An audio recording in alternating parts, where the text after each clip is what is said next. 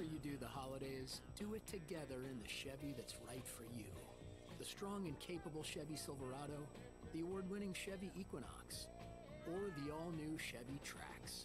This holiday season, do more together in a new Chevy. Get 1.9% financing on all 2023 Silverado 1500 pickups, or use your Red Tag bonus cash to get $6,750 total value on this Silverado. See your Montana Chevy dealers. It's fourth down, seconds on the clock. He hands it off, finds a hole in the middle. Clear, not the Brian, move! Incredible! A touchdown for the win. I can't believe it. Pizza, better with Pepsi. Our kids love to play. Whether they're playing outside or playing house or playing dress up, there's one game they're playing all the time. They love to imitate you. You're setting an example.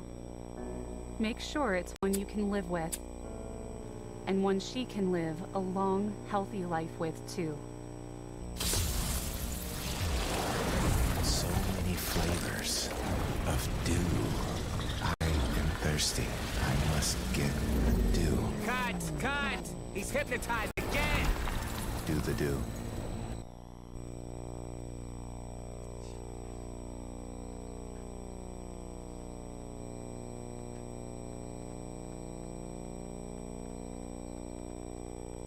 I believe we're having technical difficulties, Phil.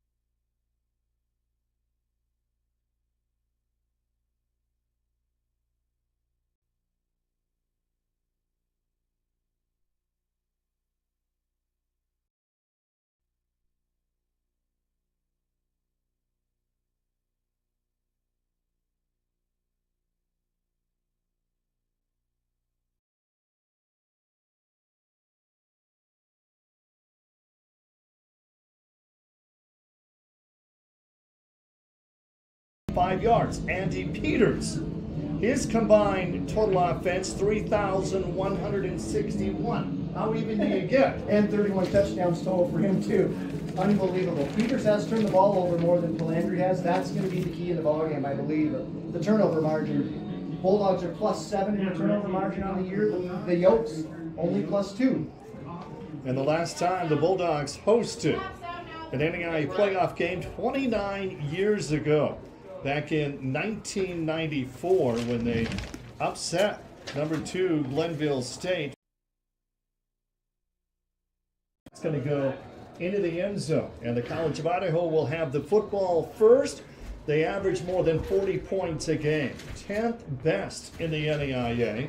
And they also have averaged 441 yards a game in total offense, and that is 12th best. But Montana Western's defense, especially the last few weeks, Phil, has been outstanding.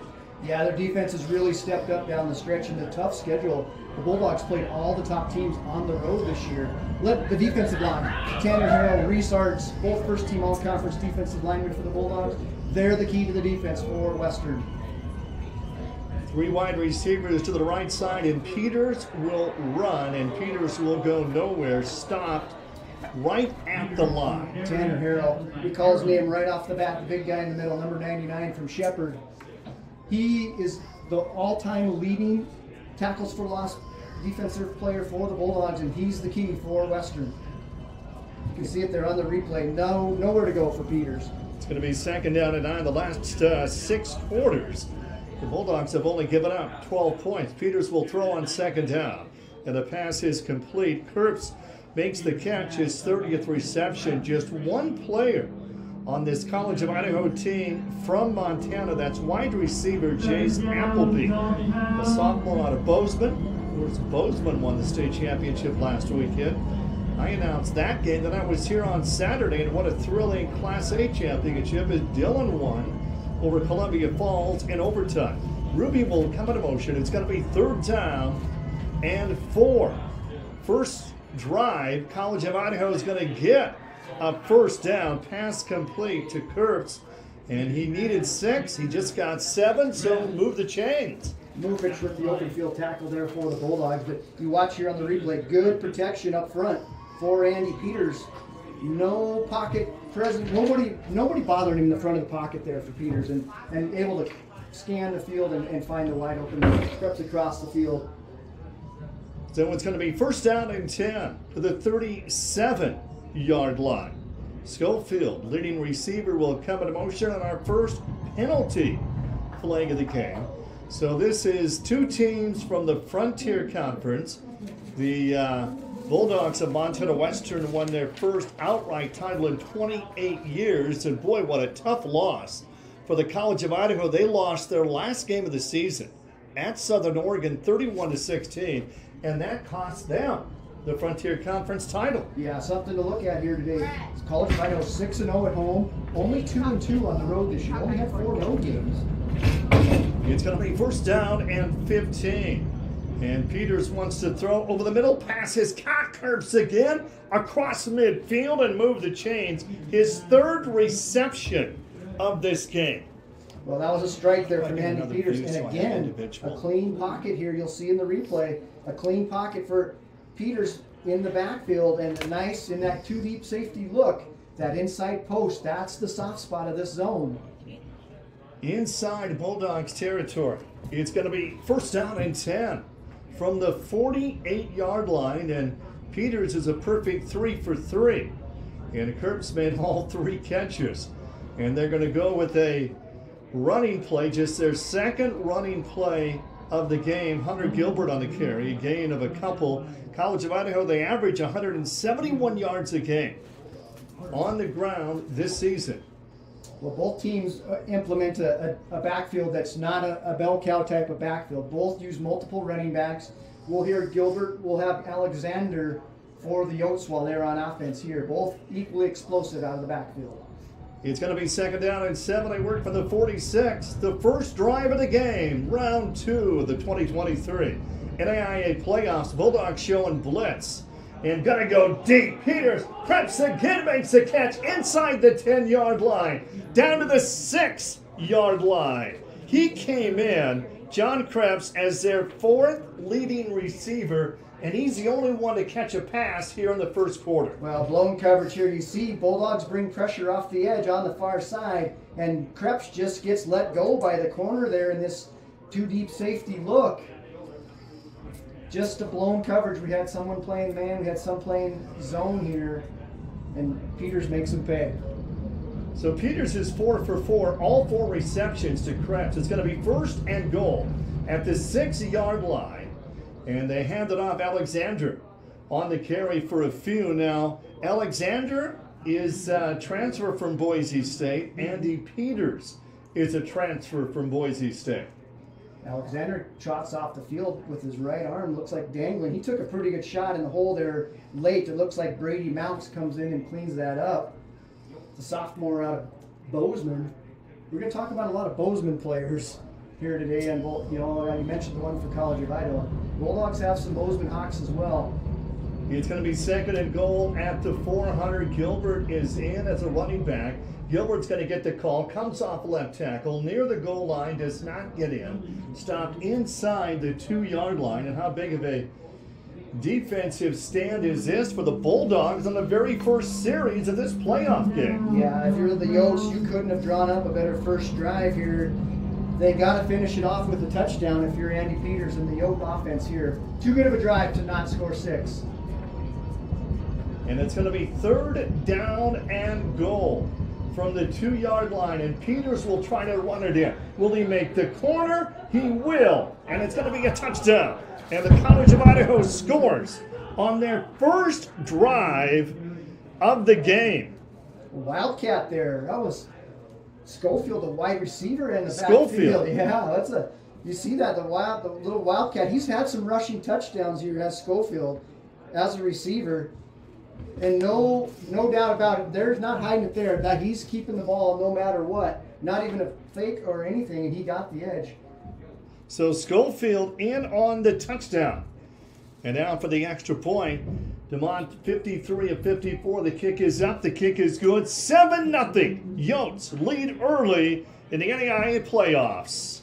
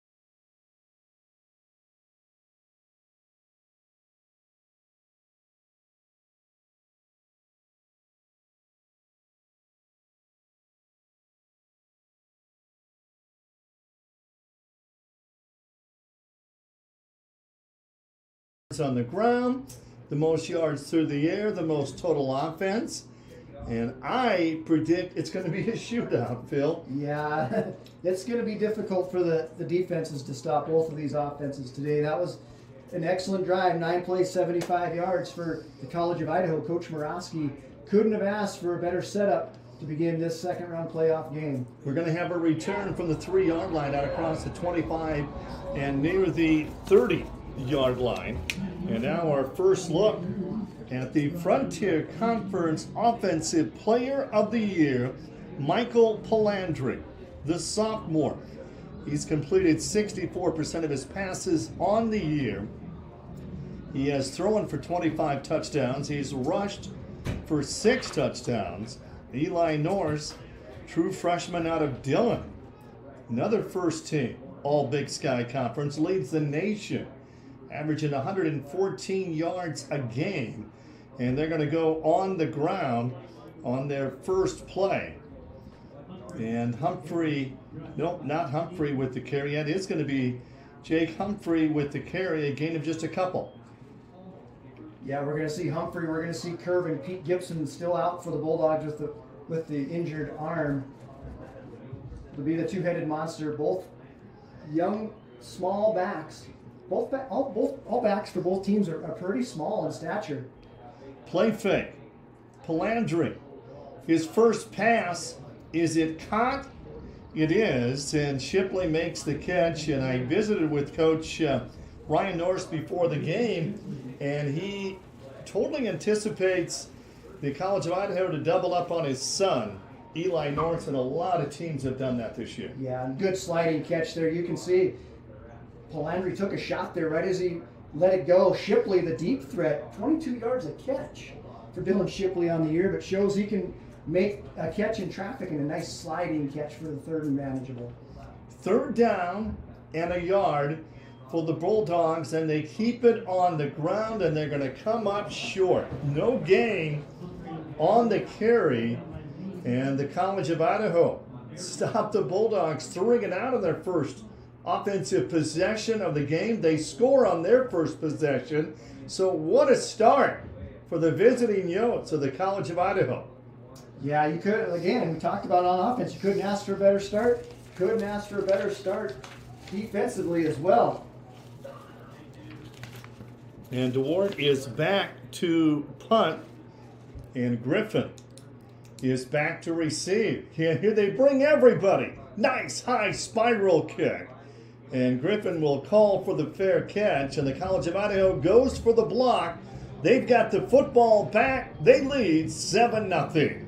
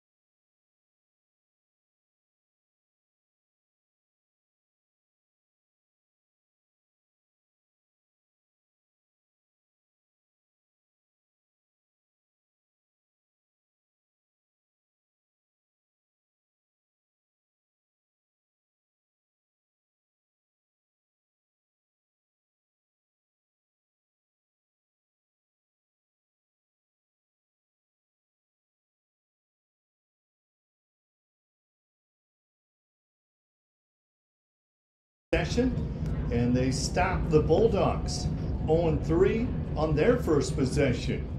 Peters a perfect 4 for 4. Peters wants to throw, and Peters, little shuffle pass incomplete. On that offensive line for the College of Idaho, they've got Garrett Reberg, and he is a first team Frontier Conference player. He's wearing jersey number 73, Phil, and he fills out that uniform. How about 6'8", 320? Yeah, he looks like a mountain of a man out there. A lot of, obviously, these are the top teams in the conference. A lot of first-team all-conferencers on both sides. Western led the conference with 7 first-team selections. College of Idaho with 4. Richardson comes into motion, their leading receiver, with 41 catches on the year. And Richardson gets his first catch. That's going to be a first down out across the 40-yard line. And Richardson, that's the first catch made by a Yoke player other than number 19, Krebs, who had the only 4 catches in that opening drive. Well, a little defensive tackle twist there picked up nicely by the Yokes you see on the replay there. Again, a clean pocket for Andy Peters, and that's, you have to disrupt a good passing quarterback. You got to make it uncomfortable in the pocket for him, and so far the Bulldog defense has not. Peters comes into the game completing 56% of his passes. And this afternoon, well, he's off to a great start. He's 5 of 6. Play fake. Peters will run. Picks up 5, picks up 10. First down, and then some across the 40 and across the 30. Andy Peters, he leads the team in rushing. He comes in with 648 yards. Remember, in week 2, he rushed for over 100 yards against this Montana Western team. He went for 103 yards, and what a great run there. Well, good blocking at the point of attack there. That was certainly a keeper all the way for Peters. We talked about it. Dual threat quarterback. So far, he's thrown the ball well, and they're a huge run into Bulldog territory at the 27-yard line for Peters. The transfer from Boise State, Andy Peters, having a huge first quarter. Second round of the NAIA playoffs. Hunter Gilbert is back on a running back. 6.5 to go. And Peters will run again. And he picks up 5 or 6 more yards. Well, right now, College of Idaho winning the line of scrimmage on both sides. The offensive line, again, giving Peters plenty of protection. But you see here again on this run, Andy Peters is not touched until he gets 5-6 yards there. Good push up front for the Yoke front 5. And it's going to be 2nd down and 5 from the 23-yard line. What a start for the Yokes. They come in 8-2. They lost to Tech. Then they lost to Southern Oregon in the last weekend of the regular season. Pass is going to be incomplete. Well, and that one for Andy Peters, luckily that one was low and a low throw there, because that was a interception there in the making sitting on that coverage on the far sideline. I believe that was Ulrichs for the Bulldogs. Freshman from Billings Central, AJ Ulrichs, who's been thrown into duty here with the injury to Braden Swank down the stretch, and he's really improved. It's going to be 3rd down and 5. Schofield to the right side. Richardson is going to come in motion. Peters is 5 of 6 on the afternoon. They come up short. They may go for it on 4th down. Over the middle, it's going to be incomplete. Contact was made, and no whistle, no flag rather. And now a decision time. Do they go for it on 4th down? Yeah, it looks like no hesitation there for Coach Morosky. Again, A.J. Ulrichs, watch this play on the outside post route, undercut there by Ulrichs and timed it up beautifully and knocked it away. Great coverage. Well, here's the Bulldogs can get the momentum right back here if they can get a stop on 4th and 5. It's been all College of Idaho here so far, the first almost 10 minutes of this ballgame. Huge play here in the first quarter. It's going to be 4th down and 5 for the Yotes. Peters will throw on 4th down to the end zone. Richardson, the intended receiver in the end zone, overthrew Richardson, and the Bulldogs will get the football back here. Interesting play call there. They went for the home run. I think here you have a dual threat quarterback in Andy Peters, who's a really good runner. Obviously, put him out on the edge. Put him in, give him a rollout, give him a run-pass option. Make the defensive backs for the Bulldogs make a decision. Do we come off our guys and go up and tackle Andy Peters? Or do we see if he can get it with his feet with 6 yards to go? So, that interesting chess match there for the College of Idaho offense. Bulldogs offense back on the field. They went 3 and out first time around. Palandri out of the shotgun. He's looking left, and Eli Norris dives and makes his first catch of the game, his 84th on the season. That's a pickup of about 5 yards. Yeah, another sliding catch by a Bulldog receiver here. This is a long throw to pick up 5 yards. All the way across the field from the hash to the near sideline. Palandri, he's only put the ball up 3 times this afternoon. It's going to be 2nd down and 6. 3 wide receivers to the right side. And they're going to keep it on the ground. And a short gain of just a couple for the Bulldogs here. For Humphrey, you alluded to something earlier when we were out the air. How young is this team for the Bulldogs? Yeah, there's not one senior that starts for the Bulldogs. Their entire offense is back for the Bulldogs. All the wide receivers are freshmen and sophomores. The quarterback's a sophomore. The running back's a freshman. The old linemen are all juniors or lower. If they all come back, they're going to be explosive again next year. 3rd down and 4. Big play here for the Bulldogs. Palandri airs it out. Pass caught. Is it enough for a 1st down? I believe it is. And Luke makes the catch, and that is the first down of the afternoon for Montana Western. Luke Canaho, only his 5th catch on the year. I don't think the Yotes figured he was the guy on 3rd and 5, but credit Palandri, went through his progressions there, and Canaho is the guy. And credit Canaho, 5th catch of the year, and he makes a huge one right there on 3rd and 5. 1st down and 10 to Bulldogs from the 33. Play fake. Palandri eludes the sack. Palandri will scramble, and Palandri gets near the 40-yard line, a pickup of about 4. And that's the last thing Coach Norris wants to see, is his all-conference quarterback getting hit. Again, just 3-man pressure, and they get there. A delayed blitz there up the middle for the Yotes, but credit Palandri. We talked about it. He's a dual-threat quarterback as well. He can make guys miss. Turns it into a 5-yard gain. Palandri's rushed for over 400 yards on the season. Scored 6 times. It's going to be 2nd down and 6. The Bulldogs just short of the 40. The Yotes lead early in this one, end around, and a pickup of a few, but not enough for a 1st down here. And Eli Norris, will be enough for a 1st down. So Norris with the end around on the carry and move the chains. Yeah, a little jet sweep there. And again, Coach Norris showing, hey, we got to get our playmakers the ball no matter how it is. If it's running the ball or throwing the ball to them, get the ball into our playmakers. And there's no bigger playmaker in the Frontier this year than Eli Norris.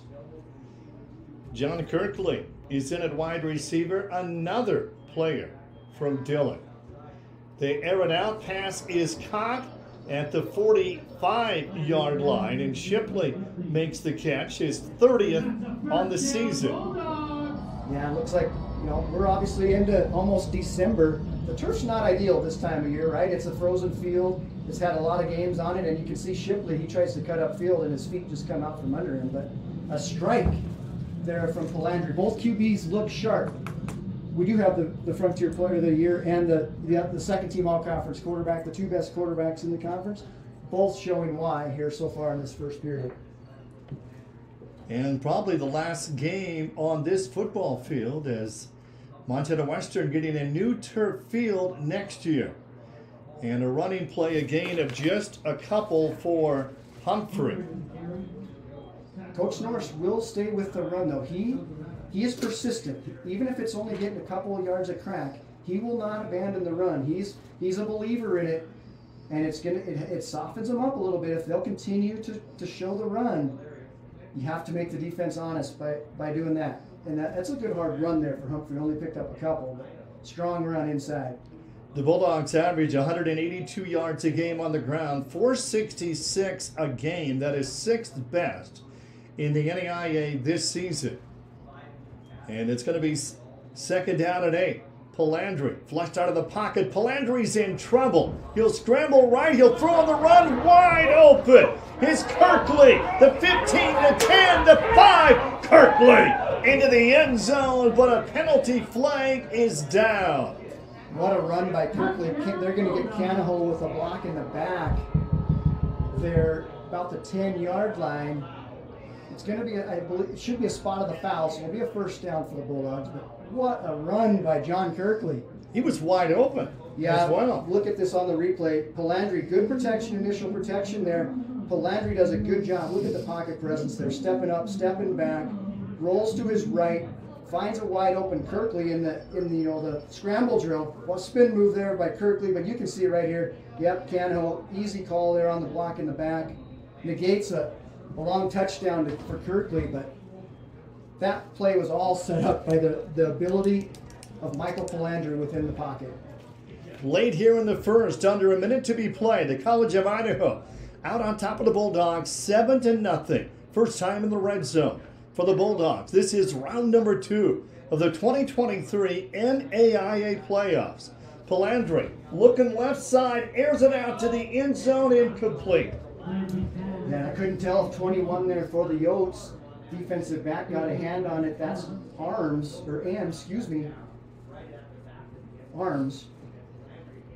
But again, protection, the pocket is good there. You can see in the replay. Yeah, good play by Arms there, knocking it away from Shipley at the last minute. It's going to be 2nd down and 10 from the 20-yard line. 3 wide receivers to the left side.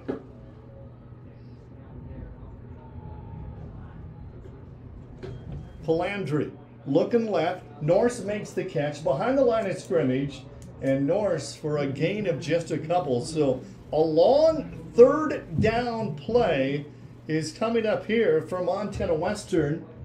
And will they get the play off, or will the quarter come to an end here? Well, we've seen that bubble screen. The Bulldogs like to run that bubble screen to Eli Norse, get him the ball out on the edge, use his athleticism, but a good job by the Yotes there, shutting that down for just a gain of 3. It's going to be 3rd down and 7.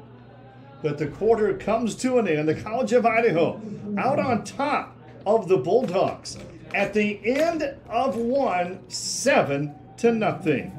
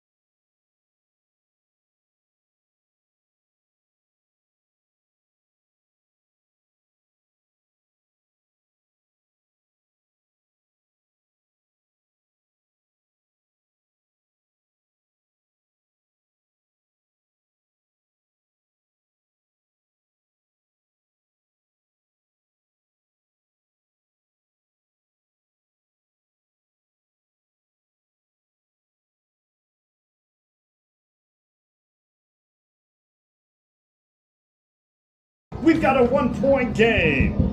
Well, the gunslingers have showed up so far in this game, haven't they? With Peters and Palandri. Both look exceptionally sharp here. You see on the replay, good protection up front. The Yotes do bring pressure off the edge, picked up nicely. Little inside corner route to the pylon there to Dylan Shipley, and right on the money is Michael Palandri. What a strike. Again, all the way across the field throw on 3rd and 7.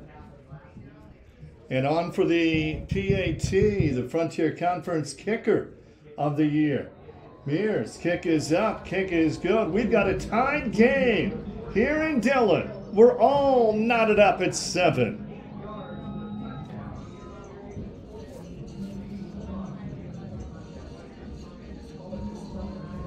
How many yards was that? 17? Is that 17? I'm going to go 17. It goes 21. 21? 21 or 22. Maybe not. Let's see. Just got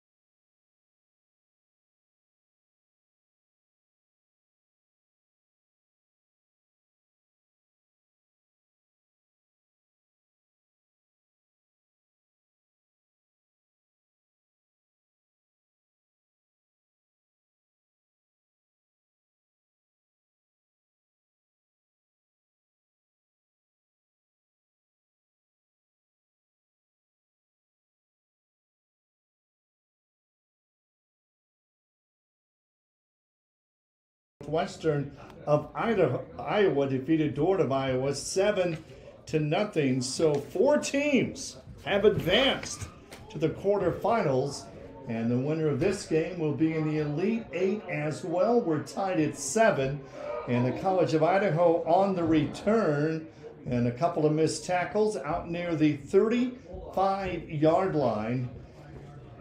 Well, so far we've seen both quarterbacks that we talked about earlier. Phil, they're lighting it up. They're both having success through the air and on the ground. And, only one touchdown apiece, though, so far. Yeah, well, you have to credit the Bulldog defense. On their heels, they're down 7-0, and the Yotes got deep into Bulldog territory, and the Bulldogs stopped them on 4th down and 5. And that ignited the Bulldog offense to get up there and make that last drive. And again, you're right. Both quarterbacks look good here in this first half. And Andy Peters, 6 of 7. And they're going to go on the ground. Hunter Gilbert breaks a tackle at the line. And a short gain of only a couple for Hunter Gilbert. His best game this year, 69 yards against Eastern Oregon. Yeah, he's a low center to gravity type of back, 5'9", 195-pound junior from Tigard, Oregon. But again, up front there, good job by the defensive tackles there for the Bulldogs. It's going to be 2nd down and 7. This game tied at 7. Early in quarter number 2. Pass is caught on the sidelines, and it's going to be short of the first down. The running back, Gilbert, with the catch. 3rd down and short coming up for the Yotes. Senior Cameron Rouser for the Bulldogs pushes Gilbert out of bounds on the far side. And you can see Rouser, great job breaking down there on the tackle. That's a tough one out in the open field. Rouser settles in and gets Gilbert short of the first down. 3rd down and 3.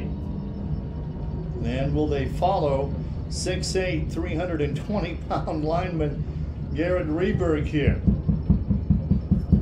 3rd down and short. Peters, the leading rusher on the team. Hands it off to Gilbert, and Gilbert, nice misdirection. And Gilbert, that's not Gilbert, that's Alexander, a Boise State transfer. Alexander's going to get the first down. Well, you'll see here on the replay, if we can see it, he does a little sidestep there right at the point of attack. Right there, boom, to the left. And a nice little jump cut there, and that got him the first down. Good to see Alexander back. He went out the last drive. Looked like he was holding his arm, but appears to be okay. The Yotes on the move again. They scored on the very first possession of that first quarter. The Bulldogs answered the very first play of the second quarter. Play fake here. Peters is going to air one out deep. Herbst is open, incomplete.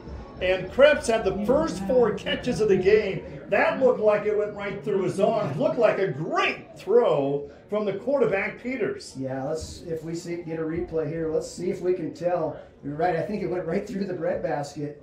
You can't throw it any better if you're Andy Peters, but again, operating out of a clean pocket.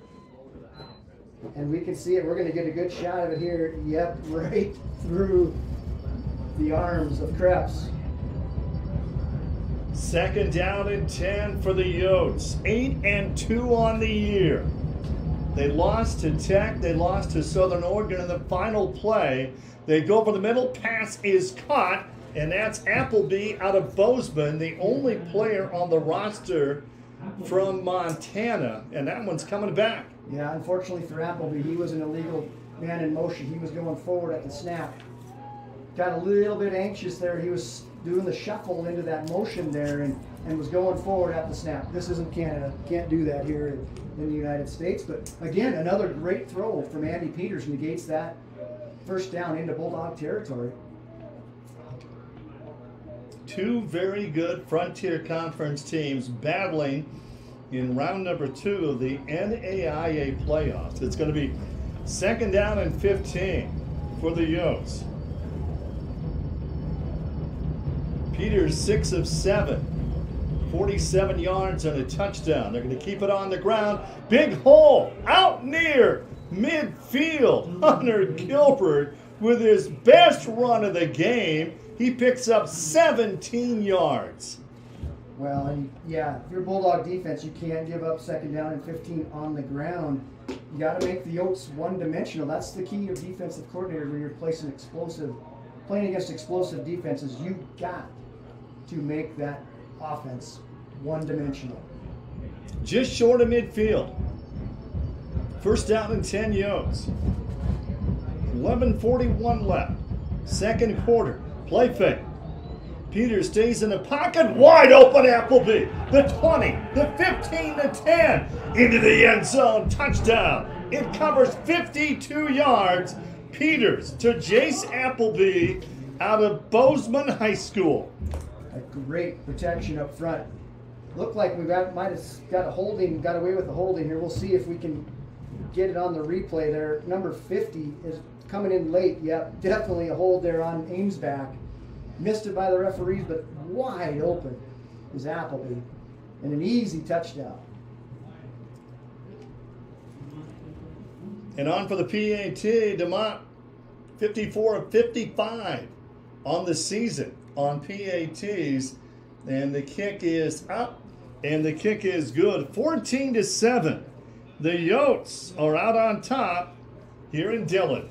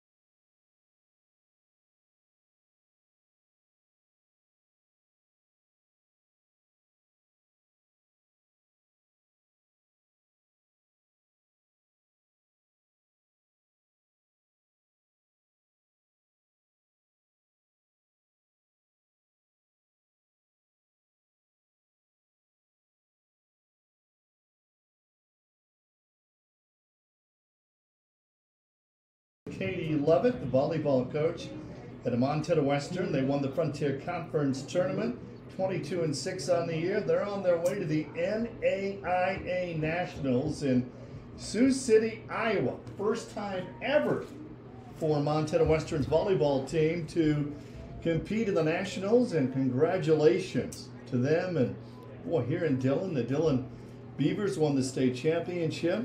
Montana Western football teams in the NAIA playoffs, volleyball in the NAIA playoffs. Nice return. And the Bulldogs need to answer. They're down by a touchdown, and they've got the football back.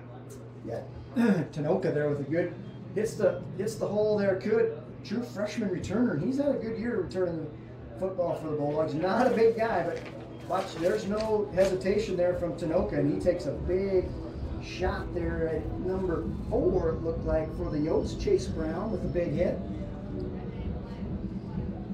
The top 2 scoring teams in the Frontier Conference, 2 of the top scoring teams in the nation, and both of the top 10 in total offense as well.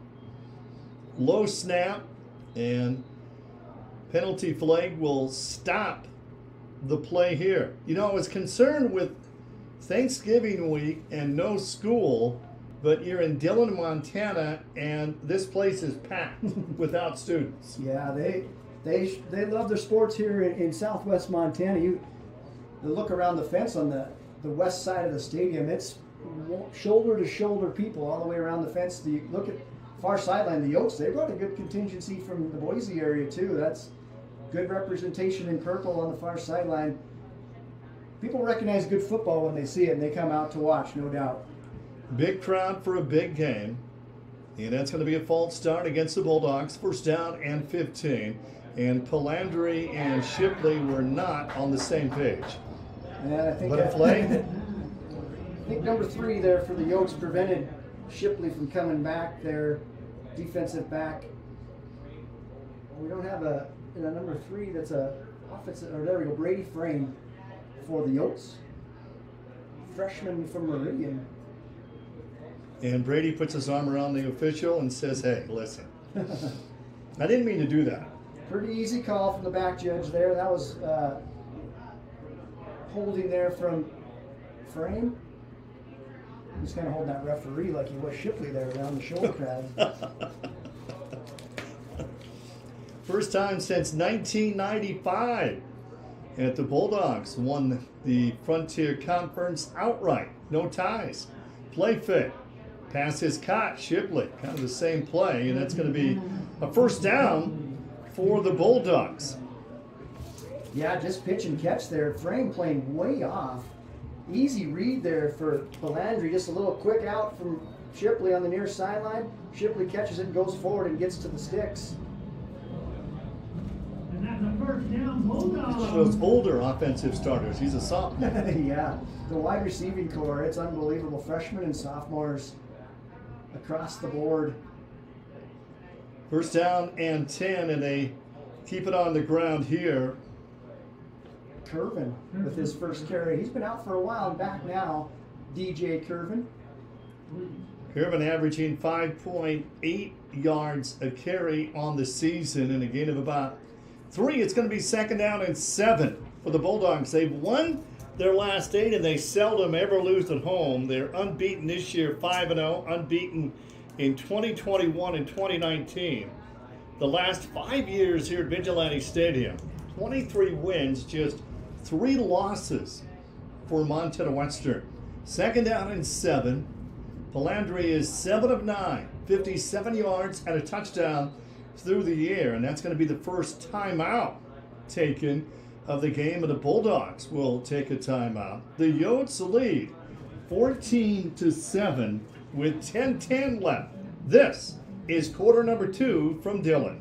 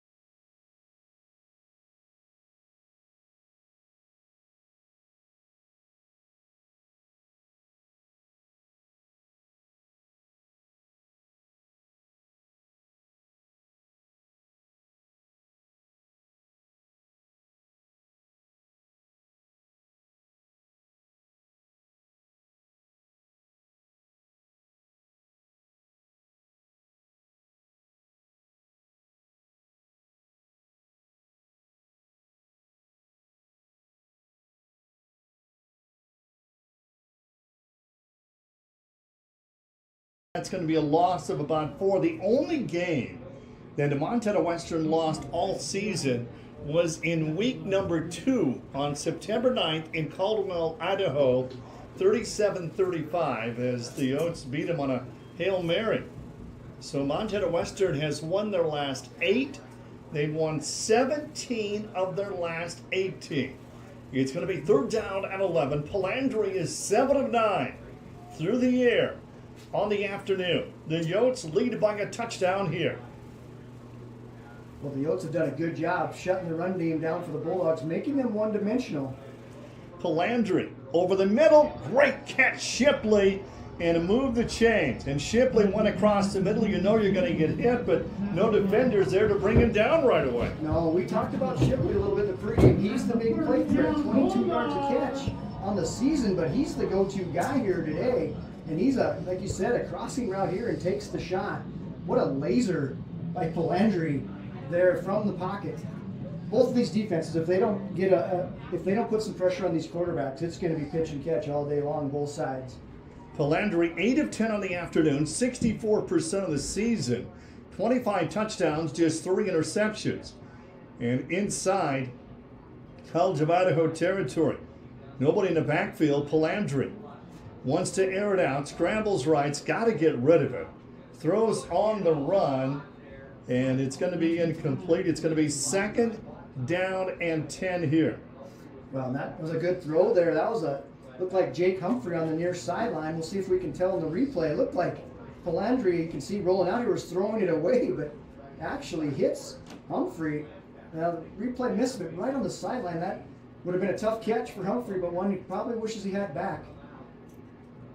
2nd down and 10 for the Bulldogs. The College of Idaho out on top, 14-7, 8.5 left here in the first half. Vigilante Stadium in Dillon. I was here last week, 7 days ago, when Dillon beat Columbia Falls in overtime to win the State A championship, their 9th state championship since 2000. Palandry is going to air it out. Is that going to be intercepted? And it will be a pick. And the College of Idaho, they have the football. Well, the first errant throw we've seen, and it's a clean pocket for Palandry. Just kind of let go a little bit early, and definitely looks like an interception there. Norris was open, just overshot him there with Palandry. You can see in that replay, Eli Norris had a step on the defender. So the first turnover for either team. And the Yotes are getting the football back. They've got the lead, and they've got the football. The Yotes in the white uniforms with purple helmets, purple pants, and the Montana Western with the black jerseys and the red pants. This is round 2 of the 2023 NAIA playoffs. Pump fake. Peters. Richardson was wide open. Peters will run, and Peters is going to get a first down. Wow. Wow, he shows his strength there. The first time we've seen pressure put on by the front four of the Bulldogs in a passing situation, and Peters just steps right through it. You can see right here, looked like it might have been Tanner Harrell. Couldn't bring him down. Peters knows what to do with it when he's running with the football. Looks like he stepped out just a hair before the first down. Peters 142 yards through the air, 46 yards on the ground. Schofield will come in motion, the leading receiver. It's going to be 2nd down and short here. Play fake. There's going to throw on 2nd down. Schofield makes the catch. No, he dropped it.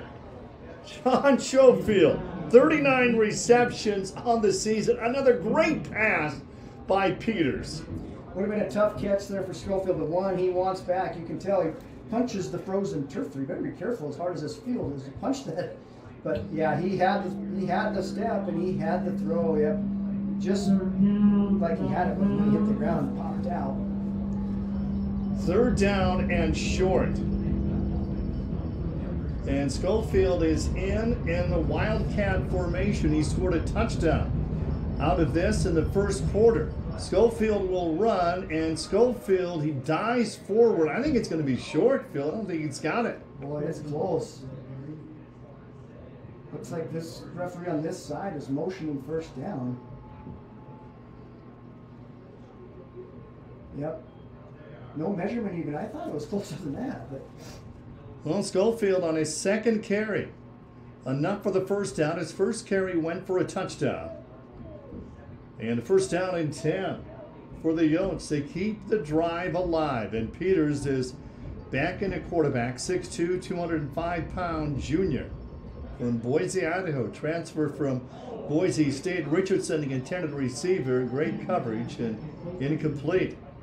I think that's the first misread from Andy Peters here. He's lucky he overshot that one, or that would have been picked off.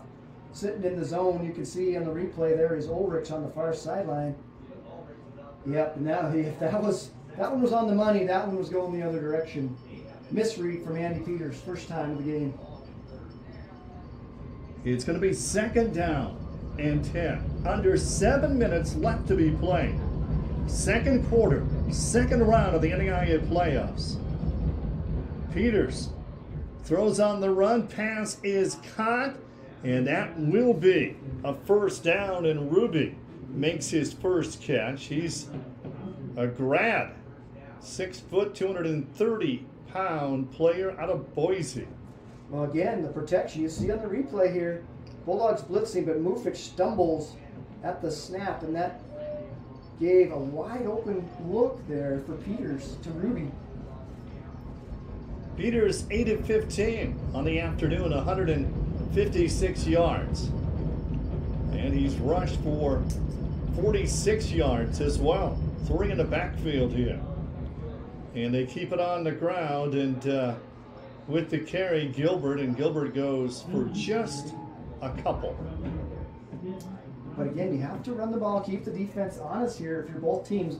Clearly, both teams are passing teams, but so far the Yotes have a little better success on the ground than the Bulldogs have, mostly with Peters using his legs. The Yotes come in averaging 42. They give up 21.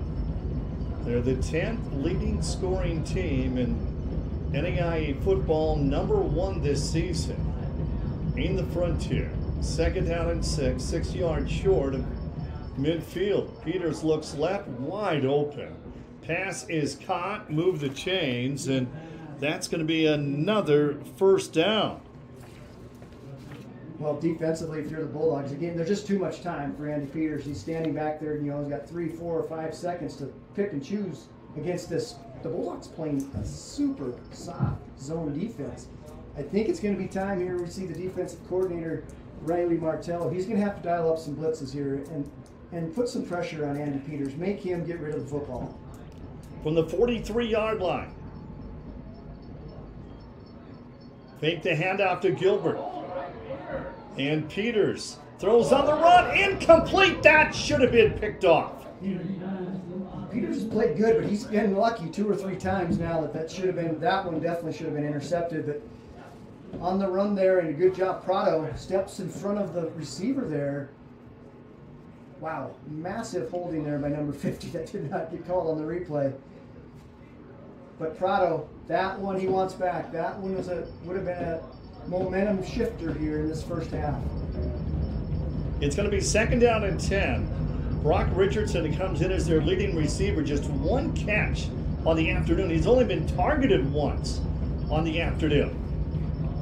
And they keep it on the ground with Gilbert. Gilbert gets near the 40-yard line, a gain of a couple of 5'8", 195-pound junior from Oregon.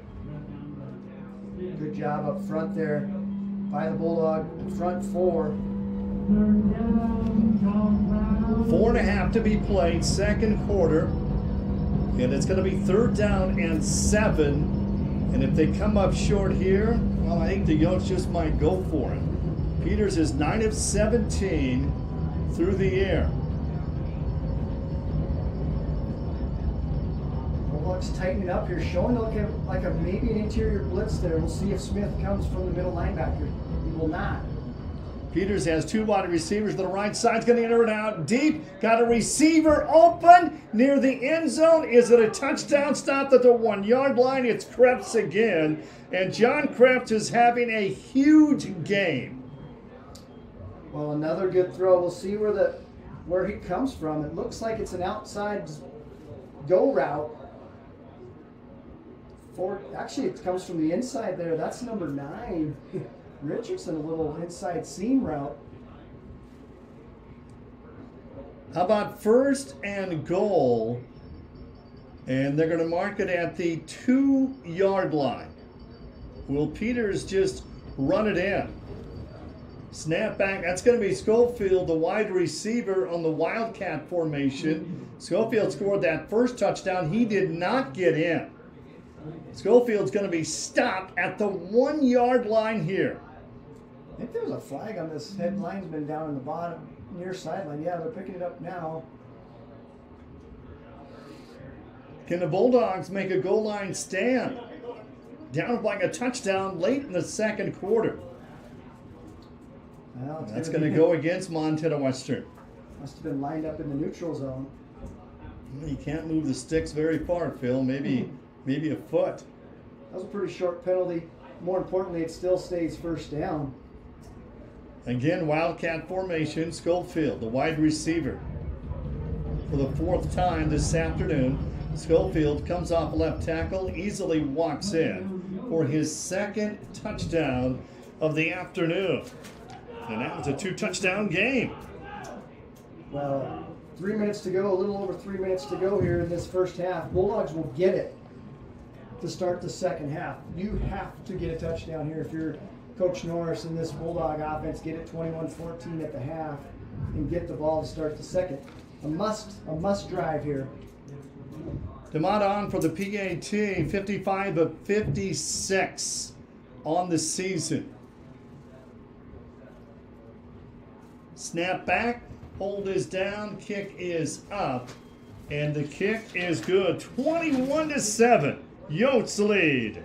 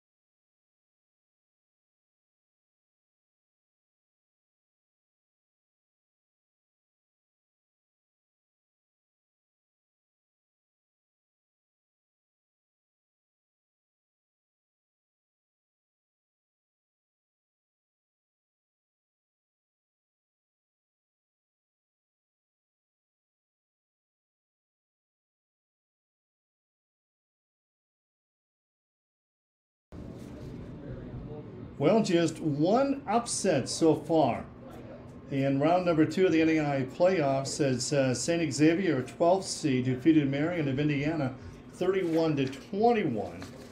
Everybody else is that's supposed to win, well, they've come out on top. 21-7. And that's going to be brought back out of the end zone, 2 yards deep near the 10. Change of direction to 15-20. And the 25-yard line near the 30. And boy, the Bulldogs, this really is, Phil, as you mentioned, an important drive to make it a 1-touchdown game at the break and then have the football first to start the second half. Yeah, not only got to score a touchdown, you see here on the return a reverse of directions. That rarely works there for Tanoka, but excellent job and gets some decent yardage out near the 30-yard line. But not only you got to score a touchdown, you got to do it and use most of this first half so you don't give College of Idaho the football back before the halftime break. Palandri, 8 of 12 And they're going to go on the ground on the first play in a short gain. The Bulldogs come into this game 9-1. Their only loss all year to the Yotes in week 2, 37-35 on the final play of the game. They've won their last 8, and this is a program that has won 17 of their last 18 games. They're going to go without a huddle late here in the second quarter. It's going to be 2nd down and 6 for Montana Western. And Palandri flushed out of the pocket. Palandri will run. Palandri will get out of bounds. Almost had his head taken off. Yeah, it looked like he was going to get enough for the first down, but good job closing there on the far side. Then you'll see in the replay here, just 3-man pressure for the Yotes, and the Yotes are getting a little pressure with 3 men. Pushed him out of bounds there on the far sideline. That's Chase Brown stopping Palandri short. Going to be 3rd down and 5. Big 3rd down play here for Montana Western. Palandri looking right. Pass, is it caught? It is, and it will be enough for the first down as John Kirkley, another diving catch for the Bulldogs. That was a great catch, and that was a huge catch. So the Bulldogs don't have to punt it away here. Nice little easy read, roll out to the right, quick out, just enough to get to the sticks for Kirkley, and an excellent sliding catch. Eli Norris just 2 catches for 6 yards. He averages 114. That leads the nation. Palandri going to go deep and incomplete. Shipley, the intended receiver, looking at his throwing arm hit as he released that football. Yeah, I was going to say, I thought the ball was going to get batted out of his hand. We'll see if we can tell on the replay. Again, pretty good protection. Palandri, no, doesn't look like he got hit, but good. Again, all you got to do is put a little pressure on him and make them a little bit uncomfortable, and that a lot of times will negate an accurate throw. Okay, thank you. A minute 22 left to be played first half. It's 21-7. The Yotes lead. Palandri looking left side, gonna go deep. Same play, incomplete. Isaiah Thomason comes up gimping almost like he's holding his hamstring on the far sideline. Deep shot there for Thomas. All of a sudden, it's going to be 3rd down and 10 for the Bulldogs.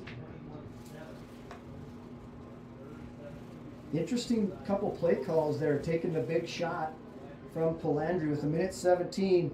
Plenty of time left in this half. Not working the middle of the field like they have most of this first half against this 2-deep safety look. Big down here. Norris and Shipley up on top. Palandri flushed out of the pocket, and Palandri's going to be sacked. Knocked out of bounds. 3-yard loss, and the Bulldogs will have to punt here. Well, good coverage downfield. Palandri has a little bit of initial time. Again, it's just 3-man pressure, so they're dropping 8.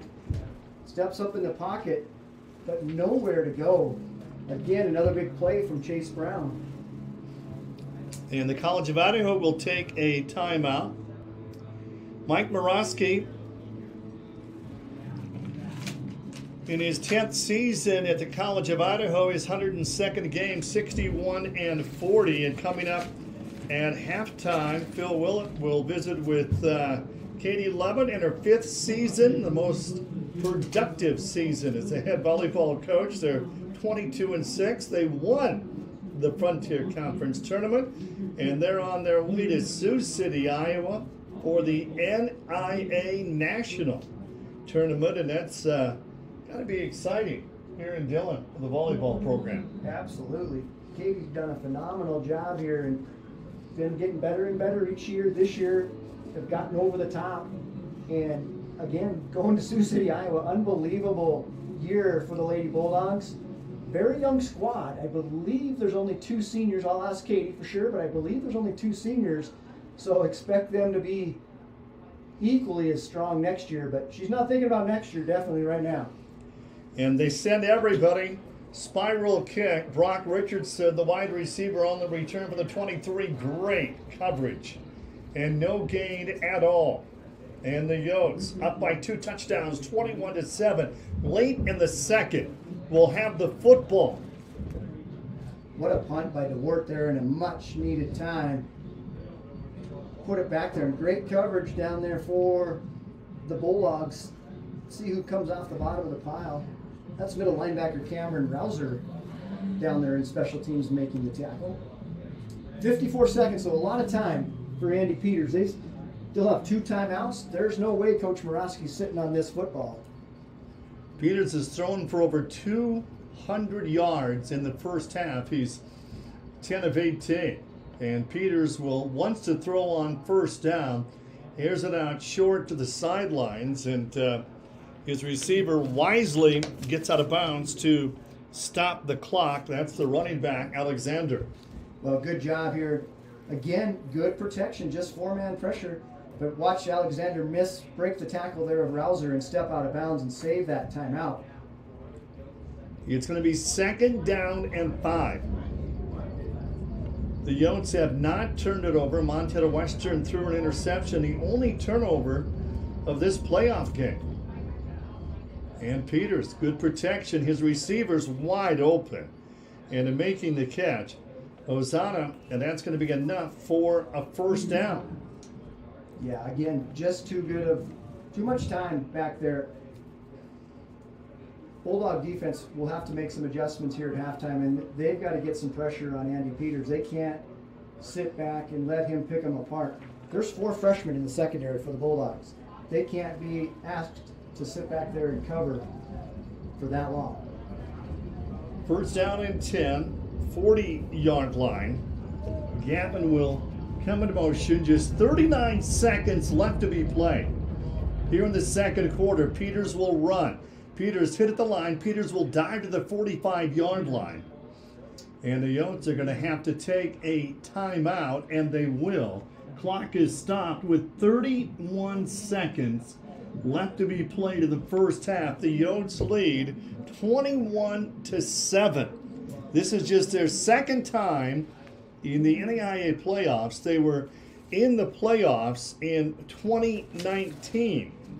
And so just their second trip to the postseason. Well, Cole Hogan, good job with the tackle there. Looked like Peters was going to get some yardage on that run, but tripped him up there. Just still picked up 5. And I'd like to thank our Game of the Week sponsors, and they include the Montana Chevy dealers, Opportunity Bank, Montana Tobacco Quit Line, and 1-800-QUIT-NOW, and Pepsi. Rocky Erickson and Phil Willett with the call. Round number 2 of the 2023 NAIA playoffs. Dickinson State beat Montana Tech in round 1. Dickinson State got beat, so their season has come to an end. The only loss they had in the regular season was first game of the year. They lost at Rocky. 2nd down and 5. Late here in the second. Peters looking left, airs it out short. Great defensive stop. Incompletion. Braden Smith, big hit there on Krebs. Krebs gets up a little bit slowly there, but finally a big shot across the middle here. We've seen receivers running wide open here all first half, but Krebs will remember that one. He does get up on his own power and gets off the sideline. Smith, the second leading tackler on the season.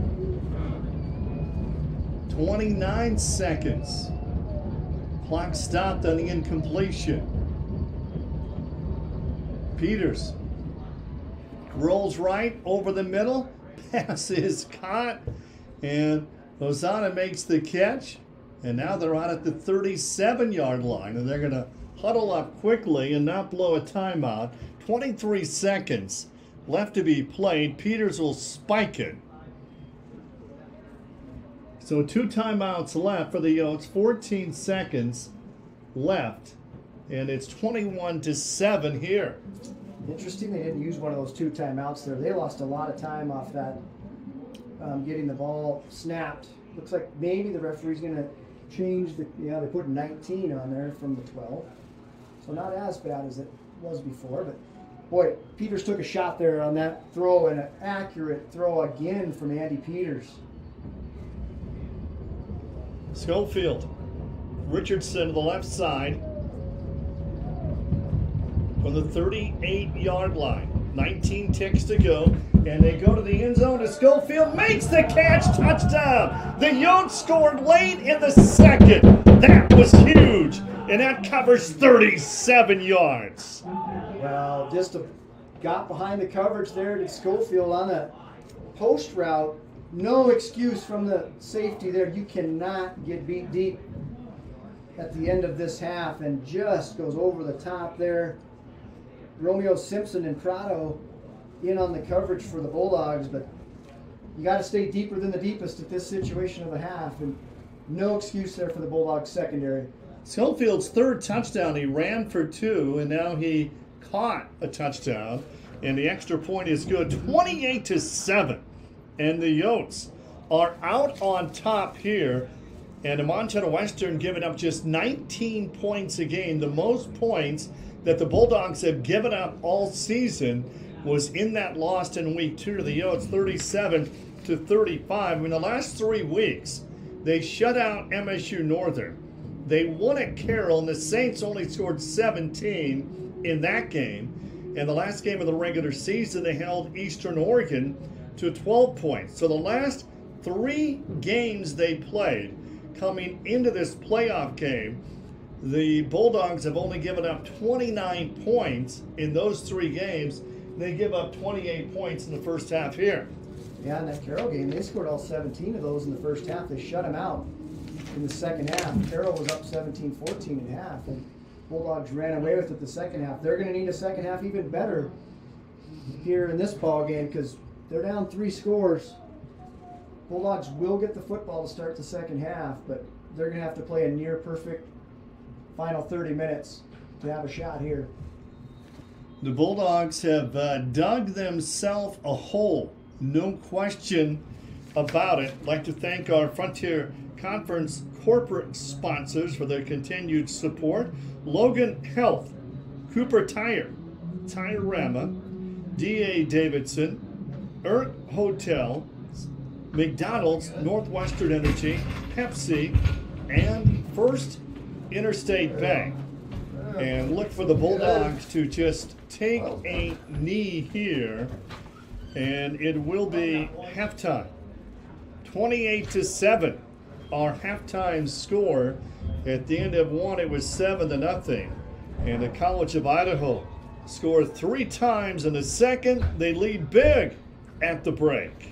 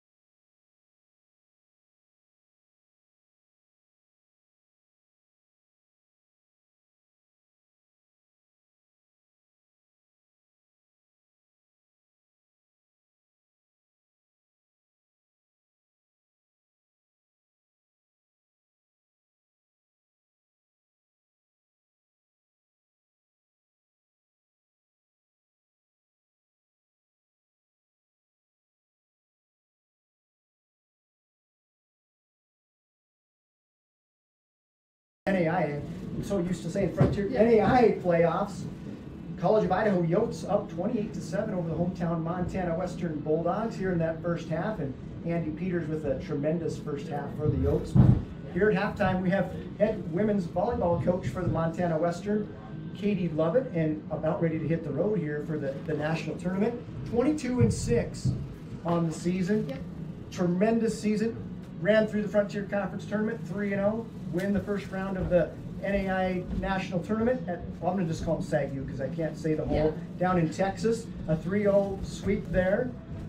Talk about a little bit how, got on a run here. The end of the Frontier Conference was a little rocky down the stretch, so to speak, but come through the Frontier Conference, run right through all the favorites legitimately, and go down to Texas and get a huge win there. Talk about what was the turning point there at the end of the season for the Lady Bulldogs? I think during the mid part of the season when we started to kind of go through that wall, it was more of a mentality change that we had to do. It wasn't really a ton of physical things. We had really good athletes on the team, but just a lot of mental, I guess, refocusing and knowing what we can be capable of doing, and then we were able to execute that in the conference tournament. Starting off with Northern, we knew that they're such a scrappy team and that we would have to kind of be on our A game, and of course that went to 5 sets, so that was fun. And then just getting that confidence boost after that game and being able to play Tech the next game, and I felt like we've matched up really well against them. The past 2 years, really, no matter the outcome, I do feel like we matched up pretty well with them. And then playing those 2 games and then knowing that we were going to have Rocky the following day, and that it was going to be, it was going to be a tough game. And they threw everything they possibly could at us, and it was not, always pretty, but they just found some grit and finished it out. Well, you take down the number 1 and the number 2 teams in the regular season in Montana Tech and Rocky on the way to the Frontier Conference Championship in the tournament, which the Frontier Conference this year was very, very level all the way across the board. Every game I went to, it didn't matter who you were playing, whether it was Carroll, Northern, who were in the bottom part of the bracket in the Frontier Conference. Tough games all the way across. Montana Tech, you beat them earlier in the year in the regular season. Rocky split with them, I believe, right as well. Everyone beat everyone essentially in the Frontier Conference, which makes you battle tested when it comes tournament time. Yeah, it does, and I think that just helps us in the long run, playing such good teams day in and day out. You can't ever, again, like you were saying with Northern and Carroll, even though they were at the bottom of the conference record-wise, they're still really tough teams, and you have to be on your A game to be able to overcome those. So I think, and they're all very different styles of play as well. So we've got, Northern and Carroll and Rocky, who are really defensive teams, and then you've got Tech, who's a really offensive team. So you get to see a lot of different angles and a lot of different styles of play all in one conference. And then with Providence too, just they found a group later in the season and were just really playing lights out. So, you could make an argument that 4 out of the 6 teams in the Frontier could have made the national tournament. Yeah, and with, as you said, but 3 teams make it. 2 teams are still alive. Montana Tech, University of Montana Western. You go down to Texas, beat SAGU in 3 straight. Talk a little bit about the mentality going down there. Obviously, that was a good matchup for you. They were ranked 19th, I believe, in the country when you went down there. And excellent, and appeared score-wise that you handled them fairly easily down there. And obviously, the girls were well prepared. They're confident, right? They ran through the Frontier Conference tournament. You went to the number 19 team in the country on their home court, a long ways away from Montana, and take care of business. Yeah, I think we've always traveled really well. The girls really just take in all of those experiences, and any kind of, travel doesn't always go perfect, but they road, it's not as big of a challenge for us as being a part of other teams that I've seen it kind of take that toll. They enjoy going to new places and kind of being the underdog in those gyms and kind of being able to prove themselves a little bit. Yeah, and you're together, right, the whole time. You're not apart from each other. It's not like you're at home and you all go to your separate homes at night or whatever. The camaraderie's there. Your team obviously gets along well together. Yes. That's super important, especially it's a long season now. You've played 28 matches. Yeah. And sometimes you might get tired of each other a little bit. Clearly they're not, because you're now just gelling. Yeah, and I think that helps so much with the team chemistry on the court as well. Being able to really be dialed in and accept each other and accept, as much as we see all the peaks and good things about each other, there are, things that, being on a team that you're just like, oh, maybe I need my own time. Sure. But they do a really good job at just celebrating those little successes and all of the positives that each person brings to the team, whether it be on the court, off the court. Everybody brings something to the team, and they really celebrate that. That's what being a team's all about, right? So you've made the national tournament. Obviously, you won round one. We'll call it round one. Yes. Go down to Texas, win that. Now it's pool play. Yes. So talk a little bit about Sioux City, Iowa. You leave on Monday. I know your first match is Wednesday against Concordia. Yes. So talk a little bit about your pool, who's in the pool, what you expect from the pool, and then how it all works out there. This is new to Montana Western. Never been this far. So the community doesn't necessarily know exactly how this plays out. It's different than other sports. Yes. In this pool play, it's a cool way to do it. Yeah. Yeah, so you go down to Sioux City. We have Concordia out of Nebraska and Midland out of Nebraska in our pool, and you have to be the top team in your pool to move on to the Elite Eight.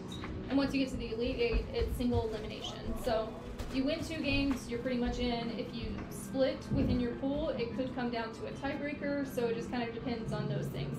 But obviously our goal is to go down there and hopefully kind of take care of business. And we, again, like our matchups, no team that we play from this point forward is going to be a bad team. Sure. Like they're going to be, they're going to scout us just as well as we're going to scout them. So I think a lot of it's going to come down to mentality in the game and just being prepared. Right. There's only 24 left. Yes. All 24 are pretty darn good. Yes. No doubt about it. There's no weak sisters left, No. so to speak.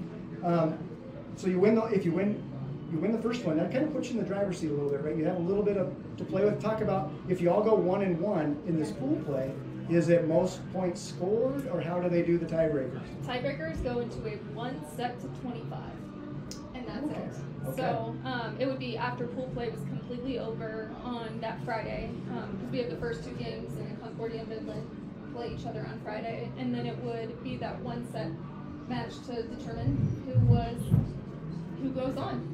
Okay, well, that would be a pressure set. Yes. Set, no doubt about it. Well, the community of Dillon, the campus of Montana Western, is so proud of this volleyball team this year. Thank you. You've done such a tremendous job in I can't believe it's year 5 now already. But the program has made leaps and bounds each year you've been here and gotten better and better. I can't wait to see what continues to progress, because you are young, 2 Yes. seniors, right? Yeah, just 2 seniors, and one of them, she does have that extra COVID year, so it could be just one. We'll see. I was going to say, it's hard to say how many years people have left anymore with all the COVID year, but so a young team overall. Yes. So, obviously that just makes expectations even higher. No one, even for you, you're the one that's got the most expectations, but now everyone around the program, now we expect it, which is great. Yes. That's where you want to be, right? Like Absolutely. year in and year out, competing for conference championships, going to the national tournament. Yeah. Going out there, winning some games, which you've already done that. You've already won round 1. That's pretty awesome. Yeah. Now go out and beat some really, really, you're going to see some really, really good teams, and I bet the girls are so excited, and They are. you're so excited, and we're so proud of your program, Thank the way you turn it around, the direction it's going. Couldn't be more happy for you guys. Go out there and take some people down. Thank you. We're all going to be watching from Montana to watch Wednesday. What time is Montana time? 12 o'clock. 12 o'clock Mountain Standard Time. Bulldogs in the national tournament in Sioux City, Iowa. Katie Lovett, thank you so much for joining us. Congratulations on a great year, and good luck at Nationals. Thank you. Thanks very much.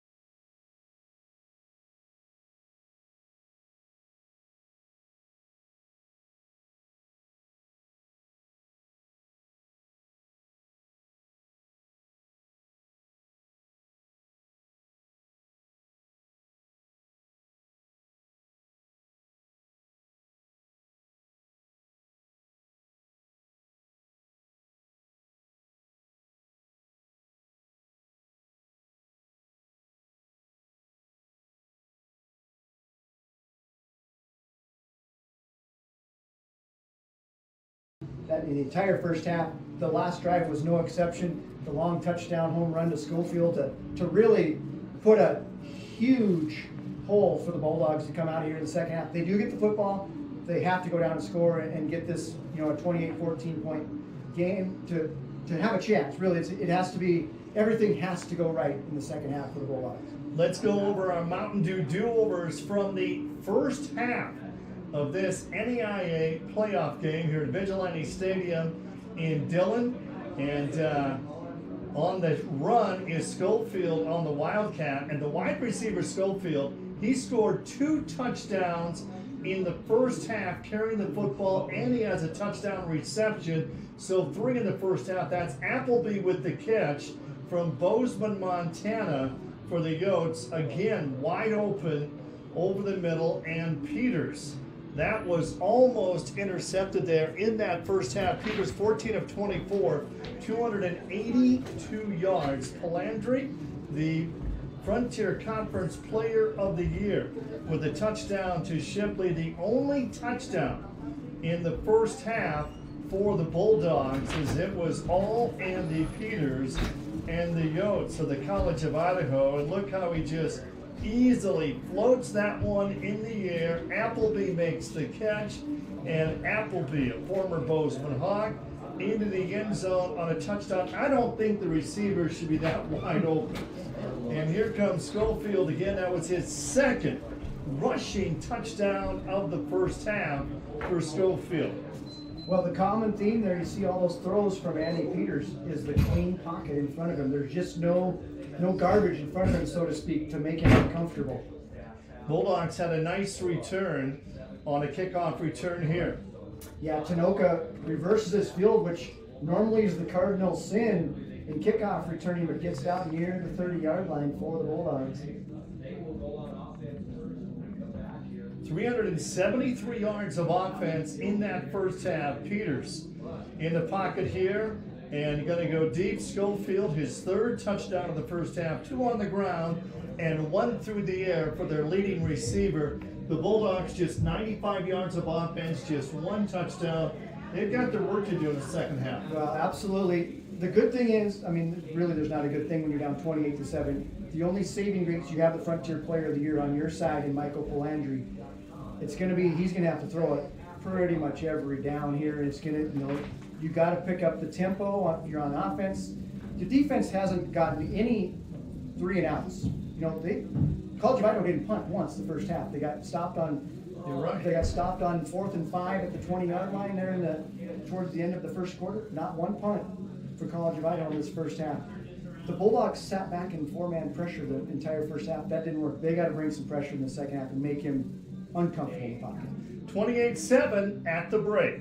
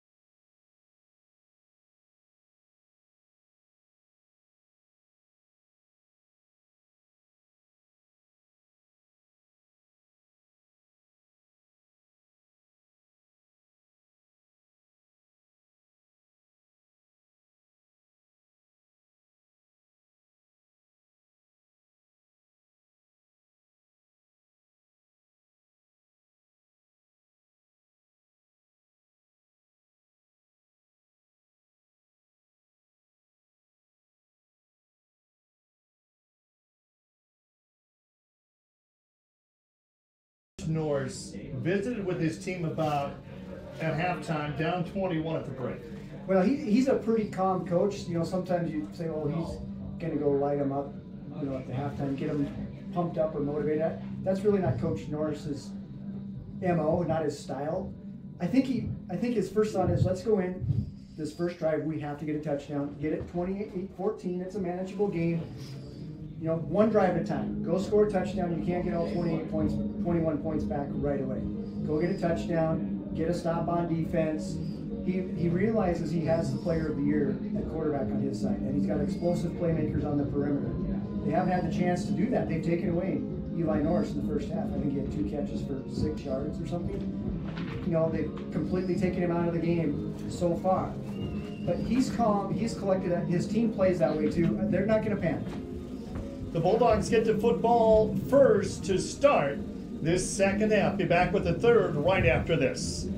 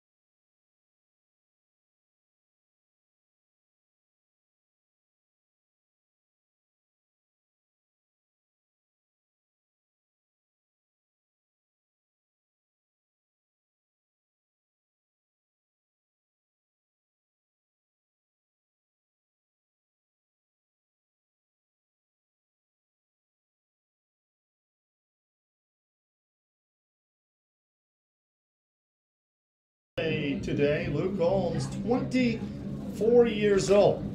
You can't even remember when you were 24, can you? No, not even close. How about you? I feel really old because over the week, this last weekend, I announced my 101st and 102nd state championship games, and the reason that's possible is I started 40 years ago, so I do feel old. Well, here we go, folks. Second half of football, 28-7. Our score. The Yotes are out on top big, and Montana Western will get the football first to start this half. Palandry 9-15, picked off once, just 76 yards, and they got Norris for just 1 catch and 5 yards, and he is the leading receiver in NAIA football. Comes in with 83 catches, over 1,100 yards and 11 touchdowns. Been over 100 yards 7 times this season. And the true freshman from Dillon, the coach's son, has scored a touchdown in every game but one this year. Phil said they're going to throw on almost every down. They're down by 3 touchdowns. So their first play, second half, and Palandry tries to get it to Norris. Looked like Norris was hit before the ball got there, but no yellow flags. Chase Brown again. We've called Chase Brown's name several times here today, but again, just a little stop route. They're bracketing Eli Norris. There's a guy underneath and there's a guy on top. They're going to make somebody else beat him. There's no doubt about it here. Chip Mitchell, all-conference defensive back, has 4 interceptions on the year. It's going to be second down and 10. And Palandry flushed out of the pocket, and he threw behind his intended receiver, Dylan Shipley, and all of a sudden now it's third down and 10 for the Bulldogs on their first possession of this second half. Well, out of sync on those first 2 throws there. You can see a little bit of tentativeness there from Palandry on that rollout there. We've not seen that all year from the young gunslinger, and kind of looking around there was Palandri on that rollout. Big down here for the Bulldogs. 3rd down and 10. Eli Norris is to the right side. Palandri throwing to Norris. Great coverage. Incomplete. And there's the flag. Pass interference will be called, and Jacob Arms will get the penalty. But again, double coverage on their leading receiver, Eli Norris. Yeah, and Arms was all over him there. That was an easy call. Flags came from everywhere, but they're going to make him work for it. Like, they're not going to let him just sit back and throw the football and get themselves back in the ball game that way. The Bulldogs are going to have to come earn it and make some plays on offense. Montana Western with just 95 yards of offense in that first half. Eli Norris had just 1 catch in the first half, and they've been targeting him on their opening drive of this third quarter. 1st down and 10. Line of scrimmage at 37, 28-7. Yotes lead big. Screen pass is caught by Norris, and on the completion, they're going to lose 2 yards. Well, that's been a big play for the Bulldogs this year. We've seen it twice now, and they've shut it down both times. Norris has gained a lot of yards on this play this season, but nothing doing there. The Yotes are just sitting up tight. Look at how tight their DBs are playing here in the second half. 2nd down and 12. You win, you advance to the quarterfinals. After this weekend, just 8 NAIA football teams will be left. And we're going to have 1 Frontier Conference team among that Elite 8. And he drops the football. Palandri will pick it up, and Palandri will try to scramble, and he gets back to line of scrimmage, and it's going to be 3rd down and long again for the Bulldogs.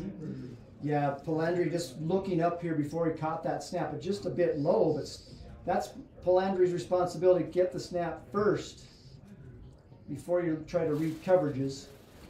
This is a Bulldog team that averages 466 yards a game in total offense. They average more than 36 points a game. They come in 9-1. And they have been stopped by the Yotes defense. 3rd down and 12. Palandri is going to go deep, and that is going to be short of an intended receiver, Dylan Shipley. So the Bulldogs will have to punt, and the Yotes are going to get the football back with a 3-touchdown lead here in the 3rd. Well, what a luxury for the Yotes. They're rushing 3 and getting pressure on Michael Palandri. Number 0 there, Kobe Roberts, just beat the right tackle there on easily right off the snap. That's Rocco Bakari, who's a first-team all-conference offensive lineman, and Kobe Roberts just beats him right from the snap. DeWart gets the punt off. As Phil mentioned at halftime, the Yotes have not punted in the game. 28-7, College of Idaho out on top.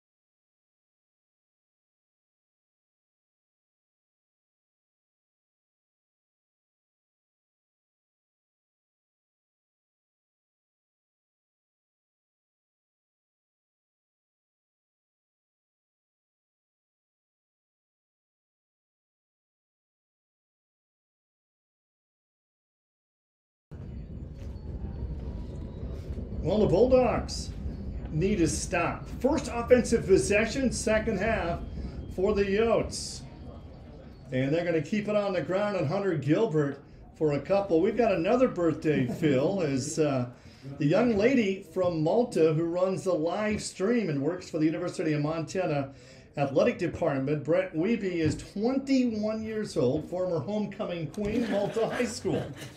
Happy birthday. I hope mom's not listening. A good strong running there for the Yotes. It looked like it should have been a no-gainer, and able to pick up 3 yards there was Gilbert. Second down and 6. Richardson will come into motion, their leading receiver on the season. Over 300 yards of offense in that first half for the Yotes. They dump it out short on a screen pass. It's going to be incomplete. It's going to be a long third down play coming up.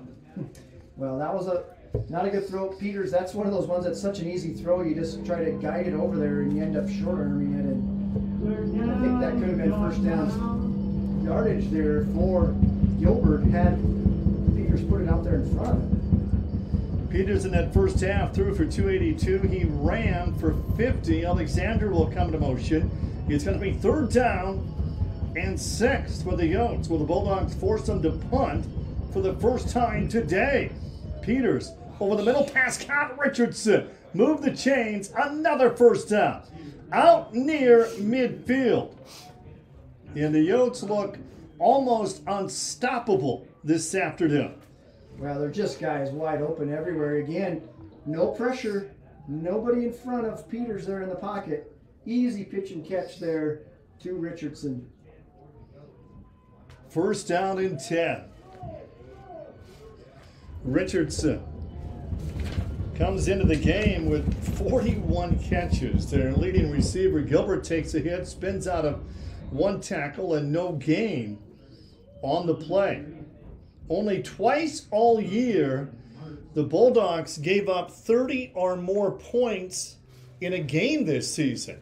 They won at Arizona Christian 34-30, and of course they lost in week 2, 37-35 to the College of Idaho. Tanner Harrell with good penetration there on that run from Gilbert to stop him at the line of scrimmage. Second down and 10. Fake the handoff.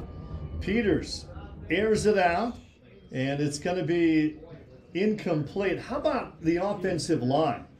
I mean, we've talked about the all-conference offensive lineman Garrett Rehberg, 6'8", 320 pounds, but what a job they've done. Yeah, they have. They've stonewalled this vaunted Bulldog front four, the 2 first-team all-conference performers for the Bulldog defensive line, and the offensive front 5 for the Yotes has just been spectacular today. Third down and 10. A yard short of midfield for the College of Idaho. Peters looking left, unloads, it's deflected, incomplete, and Richards was wide open. Big defensive stop. Well, they got pressure on him. That makes the throw a little bit off target there. Mufich bats it away, but pressure there in the face of Peters. You'll see here on the replay, interior pressure. That's even worse for a quarterback. You get Briar Munson right in your face, and that makes your accuracy just go off just a bit. And enough for Musich to get a hand on it and bat it away. McKagie, first punt of the game.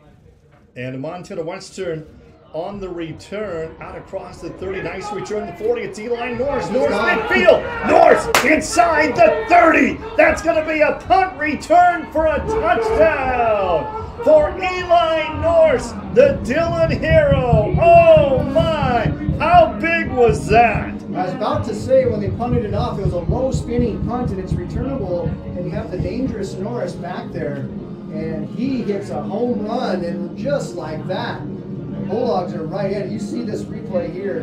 Watch the punt. It's just not very high, and it's a spinner, so it doesn't carry, and Eli's able to catch it on the run. Good job right at the initial point of attack of blocks, and he makes a couple of huge cuts right there, right here, and turns on the jets. People say he's not top-end speed. That's top-end speed right there. Eli turns the game on its head right here, gets the Bulldogs right back in it. And the extra point is good. It's 28-14, an 84-yard punt return for a touchdown for true freshman Eli Norse.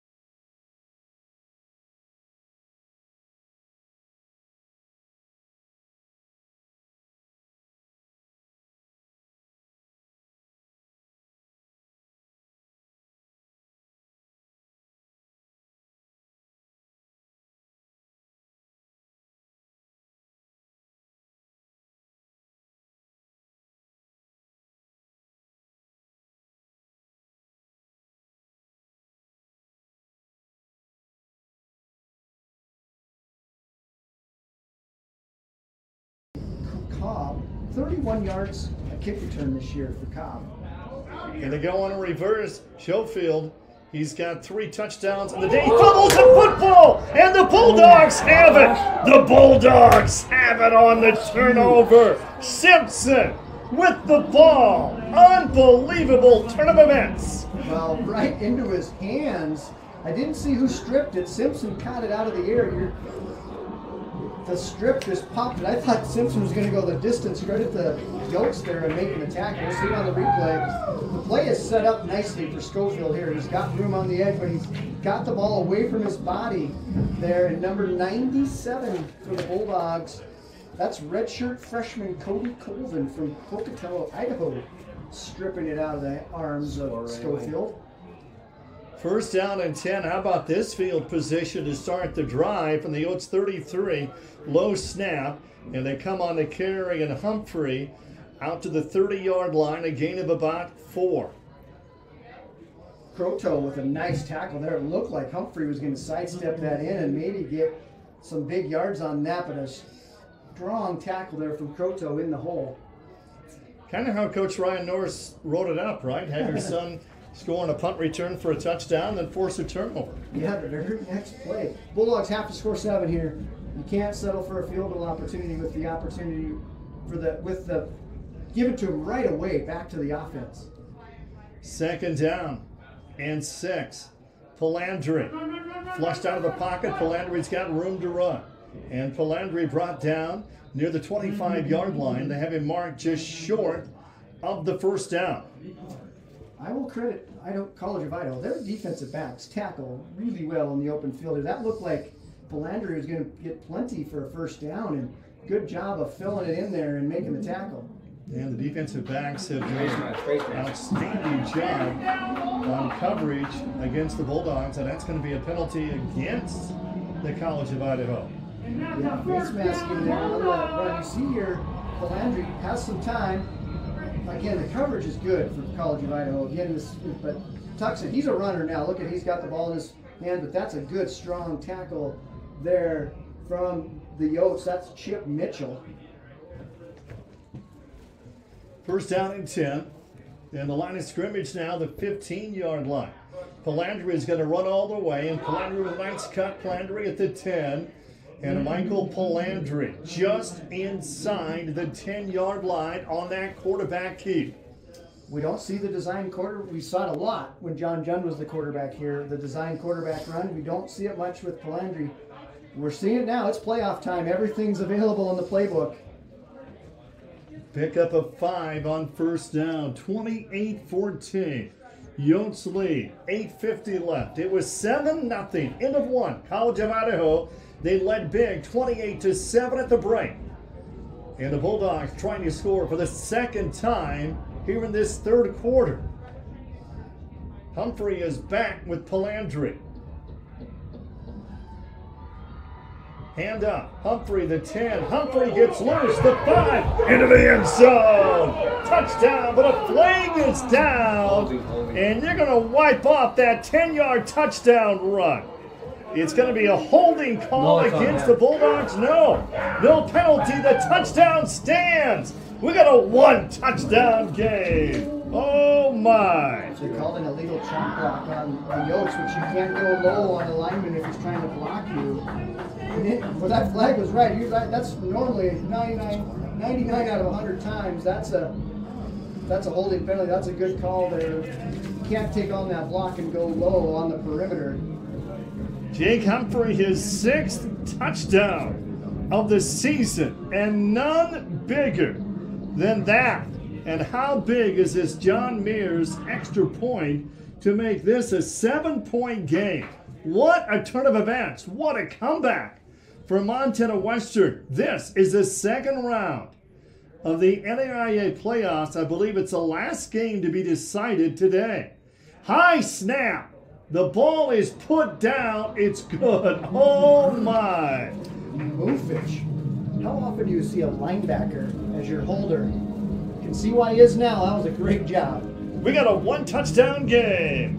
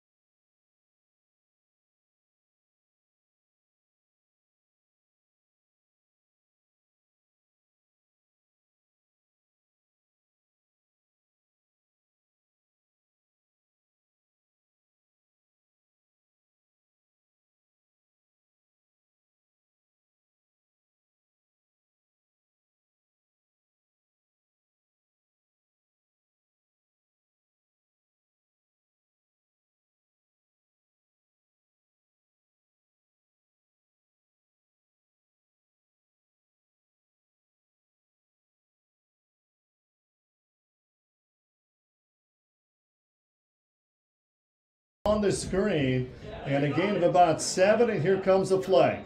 Yeah, that's going to be holding on one of the right receivers, but you can't give the perimeter there. You can't give the edge. Romeo Simpson has to turn that receiver inside there. That might have been contributed by a holding there for the Yotes receivers. Phil, 9 state championships for the Beavers since Terry Thomas, started getting the program together with an unbelievable winning attitude. 33 straight years, more wins than losses. Why is Dillon football so good?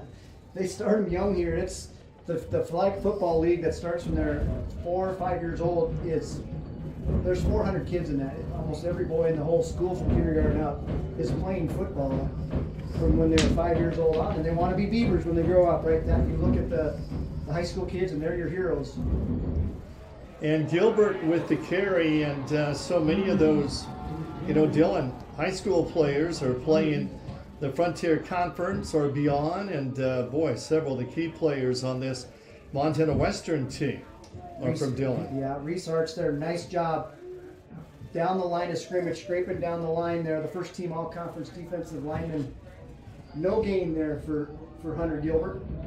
2nd down and 15.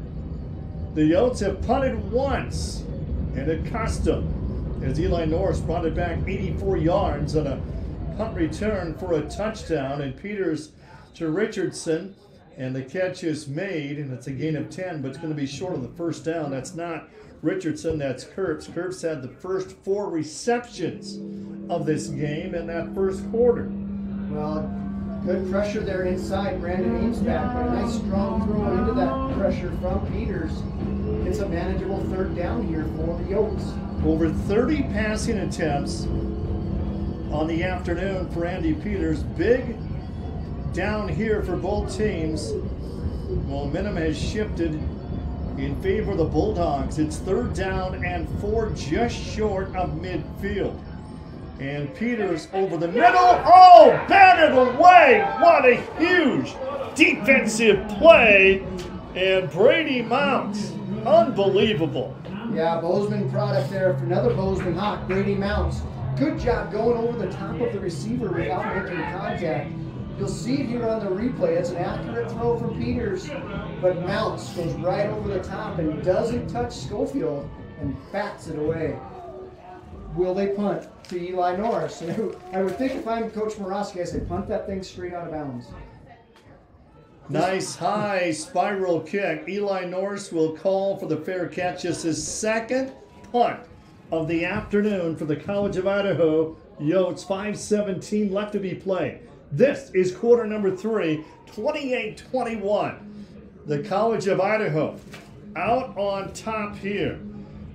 Frontier Conference would like to thank their following corporate sponsors for their continued support: Logan Health, Cooper Tire, Tire-Rema, D.A. Davidson, Erk Hotels, McDonald's, Northwestern Energy, Pepsi, and First Interstate Bank. Eli Norris with the ball, gain of about 3 on first down for the Bulldogs. And that was an awkward tackle there, and he comes up limping. It looked like when the guy pulled him back and rolled over on him. You'll see it on the replay. Just his left leg caught underneath. That did not look good at all. Left leg caught underneath the defender there. Oh, that one didn't look good on the left knee. Eli Norris limps off the field, and that is not good news for the Bulldogs. It's going to be second down and 7. Palandri 10 of 20. Picked off once, just 74 yards in the game, and Humphrey with the carry, and Humphrey maybe a gain of 1, but third down coming up here, and Eli Norris on the ground and with a knee injury. Yeah, the trainer's doing you can see it, can't see it on the TV, but they're doing the ACL check there. That's never a good sign when they're doing that one. But third and 5 here, a must pick up here for the Bulldog offense. 3 wide receivers to the right side. Palandri looking right on third down, airs it out deep and over through Shipley by a mile. And now the Bulldogs will have to punt it away, and the Yotes are going to have the football and a 1-touchdown lead. Well, just throwing it into double coverage there, and that's probably almost a throwaway because that was way over the head there, but not anywhere to throw that football for Palandri. DeWart to punt, and the Yotes are going to have decent field position. DeWart is inside the 5. That ball's in the ground, and he gets it off, and fair catch is called for. So from the 48-yard line, the Yotes will come out offensively, and that onto the Western Bulldogs defense, asked to stop him again. And our game of the week sponsors include the Montana Chevy Dealers. Also brought to you by Opportunity Bank, Montana Tobacco Quit Line, and 1-800-QUIT-NOW, and Pepsi. Rocky Erickson alongside Phil Willett, Vigilante Stadium. Dylan, round 2, NAIA playoffs. You win, you advance to the quarterfinals. Just 8 teams left in the nation. And we're going to have one Frontier Conference team among those 8 teams. And Peters over the middle. Oh, what a catch in double coverage. Jace Appleby. Wow. Well, and Mounts was back there. Two high school teammates, Mounts and Appleby. Appleby undercuts the route there a little bit. He's the one playing the ball. The defensive back, Mounts, doesn't see it. Good adjustment from Appleby to make that catch. That is simply huge for the Yotes. First down and 10. It's first and goal at the 10-yard line. Peters out of the shotgun. Alexander's back. Peterson will run. And Peterson, the 10, the 5, breaks a tackle into the end zone. 10-yard touchdown run for the quarterback, Andy Peters, and the College of Idaho find the end zone for the first time in the second half, and they go back up by 2 touchdowns. Well, strong run there. You can see how strong his lower body is. They're running through tackles from the Bulldogs secondary there and easily walks into the end zone. And the all-important PAT. Only 1 miss all season for DeMont. Snap back, hold is down, and the kick is up, and the kick is good. 35-21. Yotes out on top here in the third quarter at Vigilante Stadium in Dillon as the Bulldogs scored twice to start this second half after being down 28-7 at the break. They made it 28-21 with 8:24 left. But the Yotes battled back, and with 2 minutes and 54 seconds left to be played in the third quarter, a 10-yard touchdown run for the quarterback, Andy Peters. Peters has now thrown for a season-high 372 yards. He has rushed for 66 yards, and there's a chance, Phil, he could be our player of the game. Well, right now, things finish the way they are. He certainly is, and he's performed exceptionally well, no doubt about it. Most importantly for the Yotes, he's not turned the ball over, and that's huge in a playoff game if you can win the turnover battle. Just the third time this season that the Bulldogs have given up 30 or more points in a game. And the Bulldogs on the return, and there's a flag coming in. The most points that the Bulldogs have given up is in week 2 when they lost to the College of Idaho 37-35. Montana Western giving up just 19 points a game all season, and the Bulldogs have been spectacular the last 3 weeks. They only gave up 29 points in their last 3 games, but the College of Idaho, their high-powered offense has looked very impressive this afternoon, and that penalty is going to go against the Bulldogs, and they're going to start their drive here on the 10-yard line. And is Norse back in? Norse is back in here. You can see him. Yep, going to shift over to the left-hand side. So good news for the Bulldog faithful. Oh, to be young and flexible. That didn't look good when he got brought down that awkwardly, and he had his knee going the wrong direction. First down and 10 for the Bulldogs. And they're down 2 touchdowns. And they keep it on the ground for a gain of about 4 here. Well, the run game just has been completely shut down by this Yotes defense. Little quarterback power there from Palandri, picks up 4 yards, and he's the leading rusher. Now he'll be at 23 yards after that carry. 482 yards for the Yotes, 128 in the game for the Bulldogs. Second down and 6. Eli Norse, the freshman, will come into motion. Norse makes the catch, and he's doubled up on, and I'm not sure if he's got the first down or not. They're going to mark him just short, so third down and short coming up for the Bulldogs here. I can't emphasize enough how well these Yote secondary defenders have tackled in the open field. You watch this one right here. So just a quick out. You're relying on Eli Norse to break a tackle or two, and that's gang tackling there on the perimeter by these Yote defensive backs. Third down and less than a yard. Norse is going to come into motion. Quarterback Keith Palandri. First down and then some. Palandri Out across the 30, still on his feet. Palandri hard to bring down, needed a yard, and picked up 14 for the Frontier Conference Offensive Player of the Year. Michael Palandri on the first down. A minute 15 to be played in this third quarter. Well, as soon as I said that, then Michael Palandri breaks about 3 or 4 tackles. There's 1, there's 2, there's 3 broken tackles on that run. 4. Good strong run there from Palandri. And the Bulldogs get out to the 33-yard line. Final game to be played at Vigilante Stadium for the Bulldogs. They're going to have a turf field next year. Palandri's got protection, going to go deep. Shipley's there, makes the catch inside the 30-yard line. A big gain for the Bulldogs. Well, he's the home run hitter for the Dogs on these deep crossing routes, and a good strike there from Palandri. Little play action fake, clean pocket, and it fires it across the middle. That ball was in the air for a long ways. Good coverage there from the Yotes. That's Noyes, freshman from Harriman, Utah, with the coverage, but good offense. Great offense will usually beat great defense when a throw is made like that.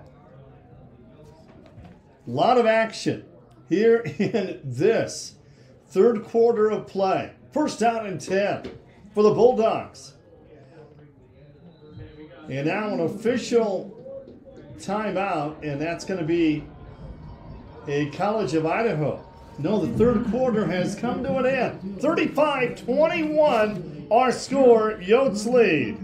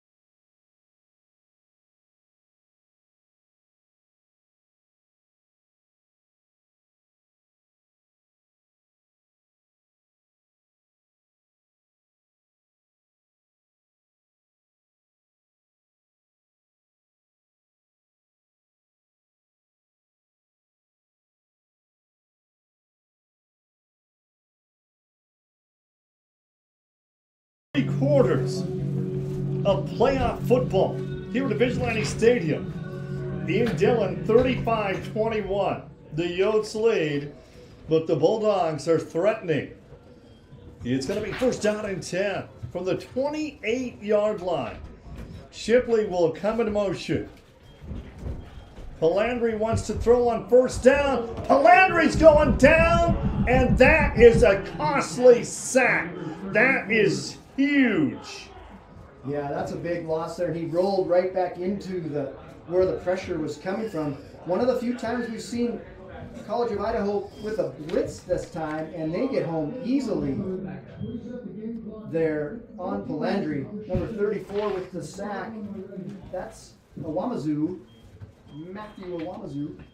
That's a loss of more than 20 yards on that sack. Through 3 quarters, the Yotes 482 yards of offense.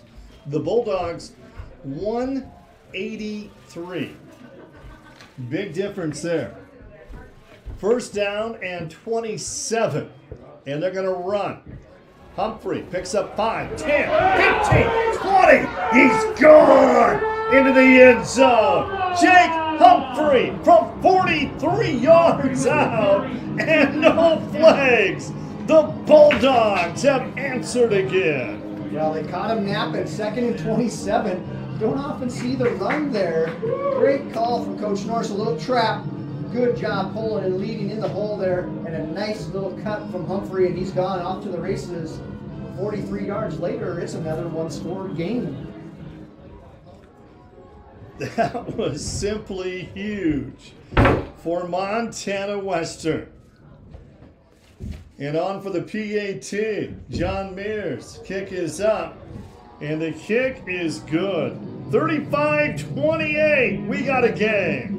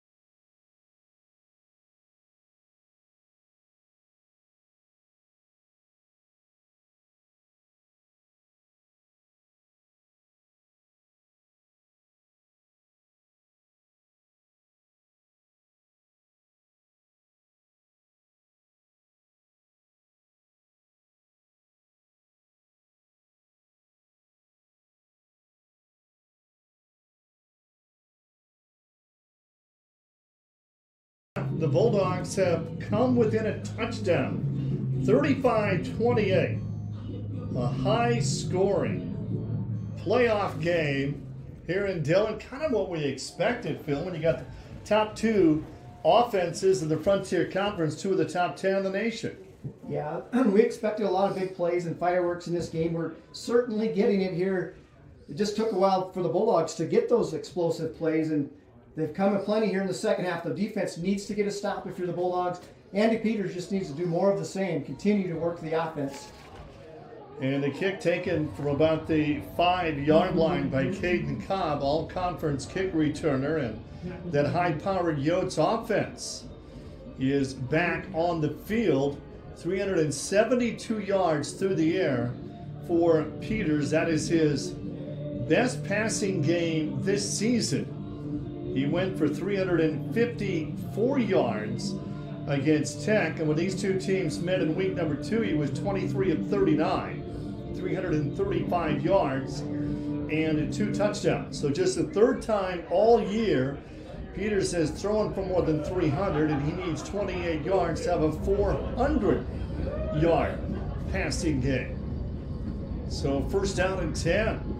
The 21-yard line for the Yotes. They're going to keep it on the ground here, and Gilbert gets back to the line, and that's going to be about it. And Harrell is there on the stop. Yeah, good job. Good push up front for the Bulldog defensive front here. That you're right, Harrell there, and Cameron Rouser in on the tackle as well. The senior leaders, time for them to really step up here and make a play. This veteran defensive line. Both all-conference first team. Richardson in motion. The Yotes leading receiver. It's going to be second down and 9 here. Peters over the middle, incomplete.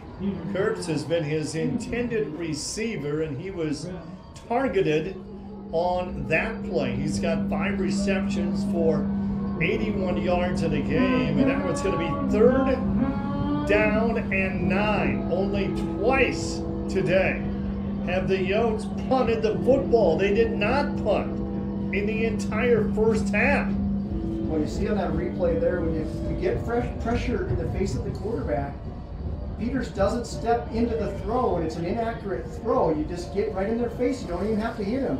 Just make them uncomfortable. 3rd down and 9. Peters will run, and Peters will go down. And they're forced to punt for just the 3rd time in this playoff game. Briar Munson Jr. from Buell, Idaho, and I think that was a design quarterback draw. Little fake pass and a draw. We'll see here. Most definitely. Design draw there, and there was a little bit of a hole there. If Briar Munson doesn't make that tackle, Peters is going to have a good chance to get a 1st down. Will they kick to Eli Norris? He brought one back. Their first punt, 84 yards for a touchdown. Nice high kick. Norris will have it returned for the 40-yard line. Eli Norris cuts right. Eli Norris midfield, 45-40. And Norris with a nice return. Out near the 35-yard line, but wait. Laundry on the field, and that great return by Norris is coming back. Be curious to see. We're going to get the replay here to see where that's at. Sure didn't look like there was even really a lot of blocking over there that I don't get where the... I'm not sure about that one. There was nobody even that they had to block, but it didn't look like to me for the Yotes there. I can guarantee you one thing, if the Yotes punt again, if I'm Coach Morawski, I'm saying you punt that thing straight out of bounds. Do not give him an opportunity. In the next few years, he's going to have very few opportunities to return kicks. It'll be interesting to see if they punt to him. 50-50 tickets supporting the volleyball team. The Red Hat's out there.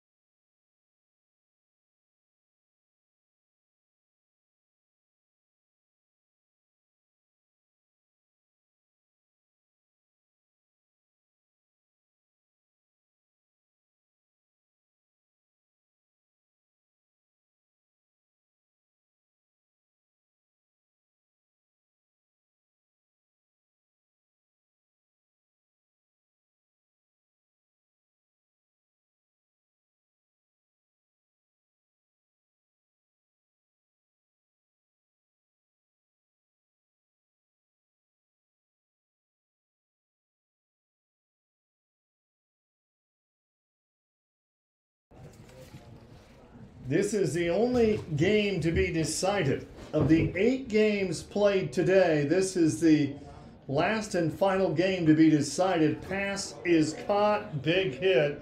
Kirtley made the catch and then got taken out. Yeah, again, another strong tackle here by these defensive backs for the Yotes. It's going to be 2nd down and 5. Palandri, 13 of 24, 123 yards. Not his biggest game of the season. It's going to be 3rd down and 5. This is a 1-touchdown game, 35-28. Keep it on the ground.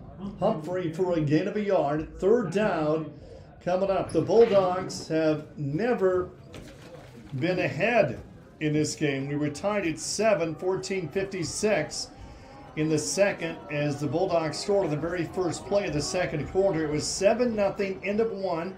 College of Idaho, they led 28-7 at the break. Out on top, 35-21, end of 3. It's going to be 3rd down and 4 here. Eli Norris will come into motion, fake the handoff. Palandri on the carry, takes a hit, and Palandri will get the 1st down.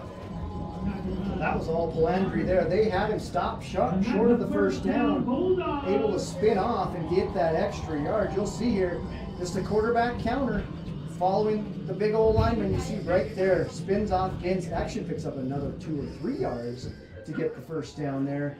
Credit Palandri. And it's going to be first down and 10. They're 5 yards short of midfield here. Palandri wants to throw on first down, goes over the middle, incomplete. And there's a flag down, and there was a lot of white jerseys and very few black jerseys. Well, we've seen quite a few interference and holding calls. The aggressiveness of the defensive backs for the Yotes. It's great when they're tackling, but they have been all over Bulldog receivers today. And that is going to go against the Yotes. This is a Frontier Conference officiating crew. And of course, both these teams out of the Frontier. First down and 10. Bulldogs inside Yotes territory. A lot of time left to play in this one. Over 11 minutes left. A high-scoring NAIA playoff game. The last game to be decided in round number 2. Palandri, 13 of 25 for 123. Play fake. Palandri going over the middle, got a receiver. What a catch! Shipley into the end zone. Touchdown. We got a 1-point game. That covers 45 yards. What a strike. How about that leaping catch from Shipley there? He's the, we've talked about it over and over with him. He's the home run hitter. That's his second big touchdown here today. Watch this throw though, a clean pocket. Again, we can't talk about it enough for these gunslinger quarterbacks. If they have nobody in front of them, they're so accurate with the football, it's tough to defend them. And Mears for the tie. Snap back, hold is down, and the kick is up, and the kick is good. And for the first time since early in the second, this game is tied. We're tied at 35.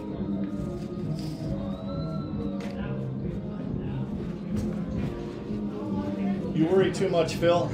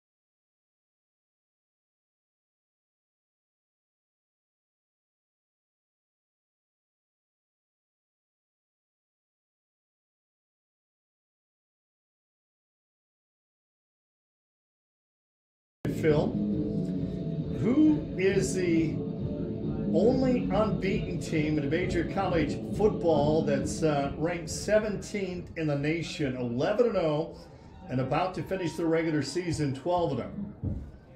Would it help if I told you it was my alma mater? Liberty. The Liberty Flames, about to go 12-0 on the season. We're tied at 35 here. And that'll go in the end zone.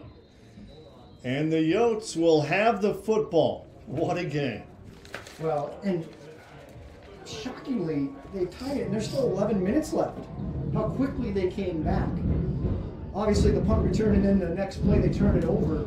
Doesn't do the Yotes to give them the quick 14, but unbelievable at 28-7 at half to say that it's 35 all with. There's a hole. It's another. We've got another ball game to go here almost. It's a full fourth quarter dang here. 35 is not going to get you into overtime. There will be more points scored in this ball game. You might have to score 50 to win this afternoon. Peters wants to throw on first down, takes a hit. Peters will run. Peters gets the first down and then some. A gain of 14 on the carry for the quarterback, Andy Peters. Yeah, he's a problem for defensive coordinators because he waits and surveys the field. When he decides to run, he goes.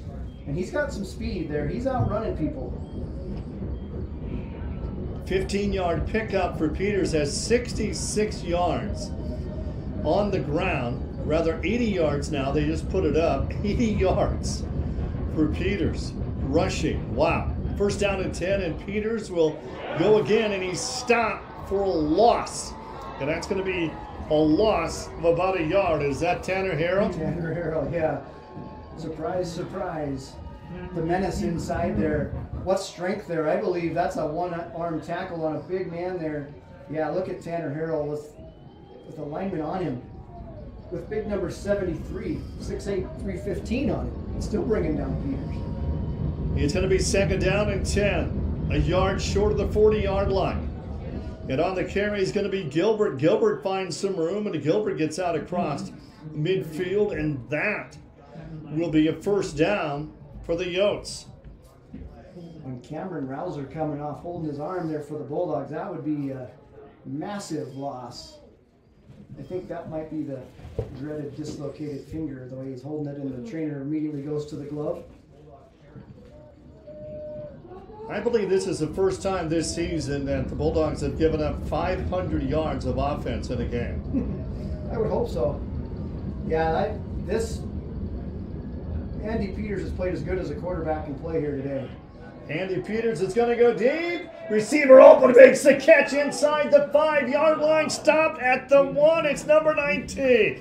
John Krebs again, and what a huge game he has had. Well, again, a great throw, but again, you cannot get beat on a post if you're the safety here for the Bulldogs. Just too much room for the receivers here on the perimeter. So much time left. So much scoring. And Wildcat formation. Schofield is in the quarterback position. Schofield takes the snap in easily, his 4th touchdown of the game, and the Yotes are back up in this one. 8:22 left to be played.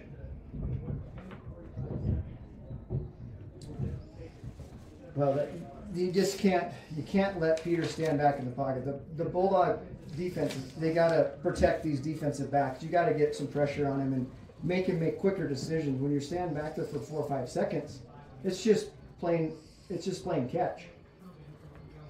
DeMont, hold is down, the kick is up, and the kick is good. 42-35. The Yotes lead.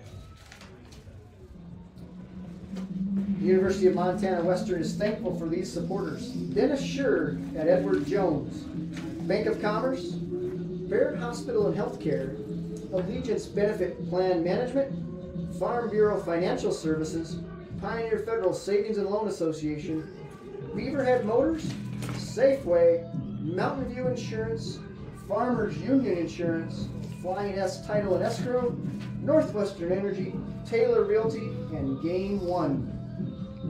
588 yards of offense for the Yotes. Just 266 for the Bulldogs, but they did have an 84-yard punt return brought back for a touchdown. 42-35 our score here.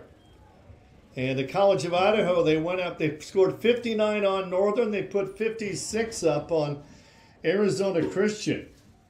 And they're over their season average, which is one of the best in the nation. And there will be a return from the 1-yard line out near the 20-yard line. And Willie White in on the tackle, and the Bulldogs offense back on the field. A lot of time left.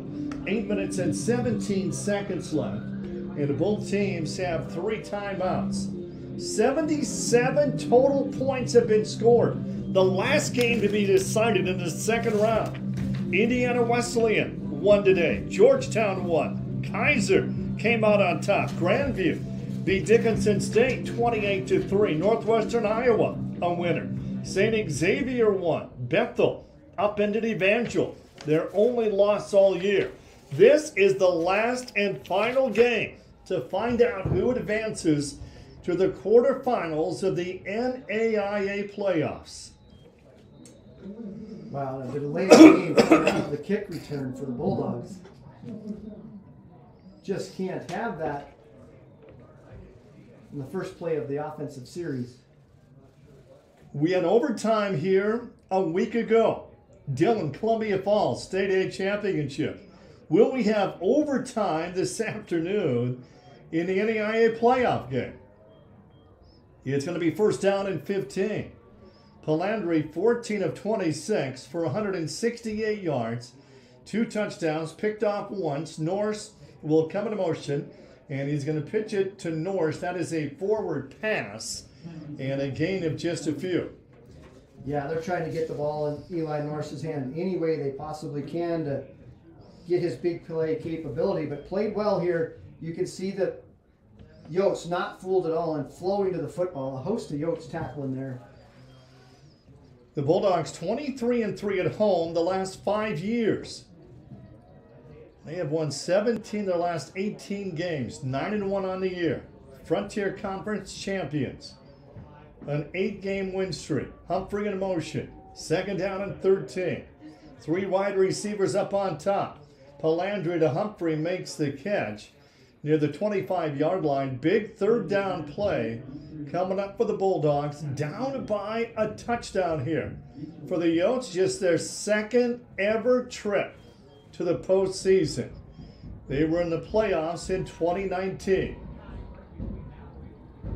Good job there, Chip Mitchell. But boy, that was a pretty poor spot there. Should have been the 26. They gave it to him at the 24. Based off the replay there. Big third down. Third down and 6. Palandri. The pocket collapses and his arm got hit. The intended receiver was Eli Norse, but Palandri got hit as he released that football. Yeah, again, good pressure. The Yotes bring a late blitz there, so 4-man pressure. But just when there's a lot of traffic around, it's just difficult to throw that accurately across the middle. That was a long developing route to get Eli Norse across the middle there. It took quite a while for that to develop. DeWitt needs a good punt. They bring everybody again. End over end. Fair catch called for. The Yotes from the 41. 6 minutes and 48 seconds to go. College of Idaho out on top.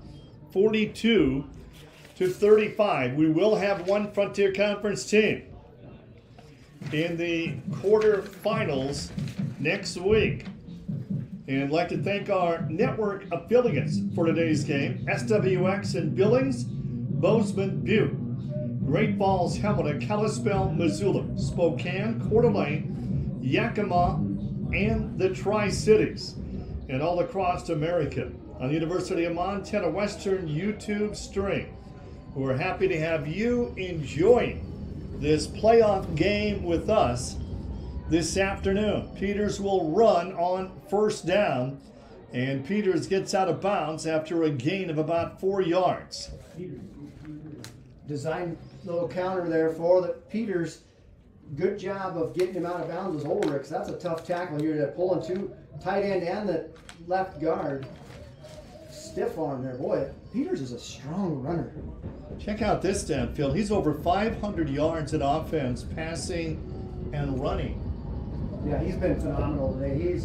He's certainly been as advertised and then some today. It's going to be second down and 6, and they go on the ground, first down and then some.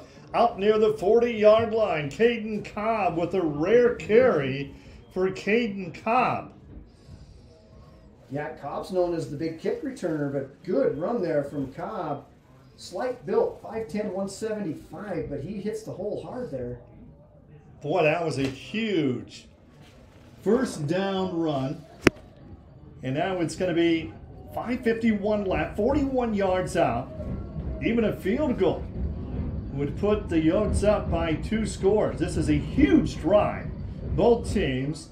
And Cobb again with another big gain across the 30, near the 25-yard line before he's knocked out. Well, the Yotes trying to work on the clock here and just chewing up yards on the run game. You can see it here. Cobb with a great cut and just nobody home over there on the far side for the Bulldog defense.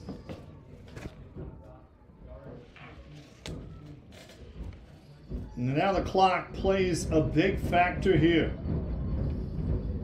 Can the Bulldogs get a stop? First down and 10. 25-yard line.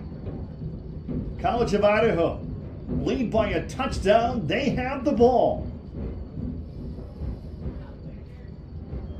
Peters.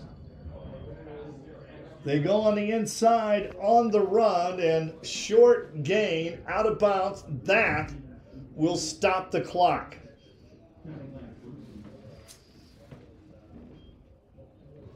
Yeah, with the new rule in the college football, it just stops until the play is ready, and then they whistle it for play until the last 2 minutes. So they're going to continue to work the clock here.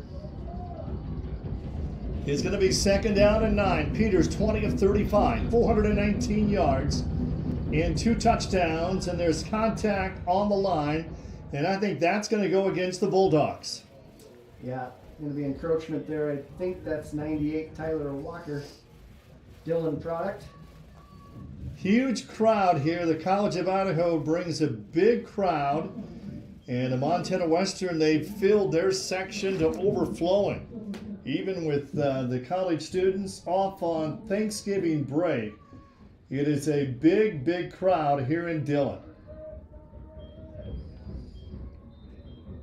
And now it's going to be second down and 4 for the Yotes. And the officials take another timeout here. Remark the football, I believe, Phil. Not sure what they're doing, but they allowed about another 30 seconds to go off, and then they'll wind the play clock again. They've got to put some time back on the clock. The game clock, they've really cost the Bulldogs some time here, resetting that ball and going back to 25 seconds. Second down, Richardson in motion for the Yotes. And Peters, handoff, Alexander the 15 to 10, Alexander the 5. And Alexander brought down with a big, big carry for the Yotes. They score here. And that would just be devastating for the Bulldogs. Under 4 minutes left to be played in this playoff game. Well, the Bulldog defense looks exhausted because Cobb has just got tons of room over there. All 3 runs on this drive, just chewing up yards with massive holes. Look for Peters to carry it here. First down and goal to 4-yard line. They put 3 wide receivers to the right side. Richardson up on top. And I look for the quarterback to keep. Well, I'm not sure what he's doing with his cadence right now, but the Bulldogs are jumping off sides left and right here.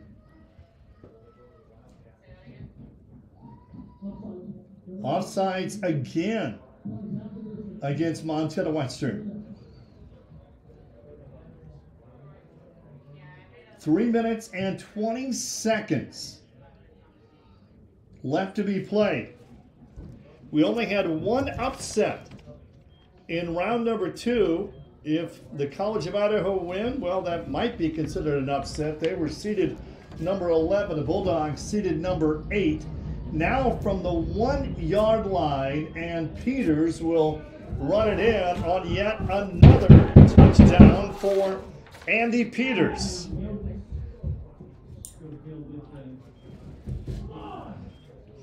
Yeah, that was Schofield. Yeah, Schofield again. Oh my land! Can't stop it. Schofield has been in on more touchdowns into this game. That's his 5th touchdown. So 4 running and 1 receiving for Schofield in that Wildcat formation. How impressive is that? Line drive kick just gets over. 49-35 our score. The College of Idaho out on top by 2 scores. This game is not over. 3 minutes and 4 seconds left to be played. The Bulldogs give up 49 points in the game, and coming into the game, into this playoff game, the last 6 quarters, they've only given up 12 points. The last 3 games, they've only given up 29 points total, and they give up a season-high 49 to the College of Idaho. This from a Bulldogs defense, giving up just 19 points a game this season. And now they have to score twice to stay alive. Well, Andy Peters has put on an all-time performance here in this contest. You have to credit their offensive line, though. They've given him a lot of time to pick and choose where he wants to throw this football today. They've been dominant up front for the Bulldog front offensive line there. Bulldogs have all 3 timeouts left. And there will be a return from the 4-yard line. Out across the 20.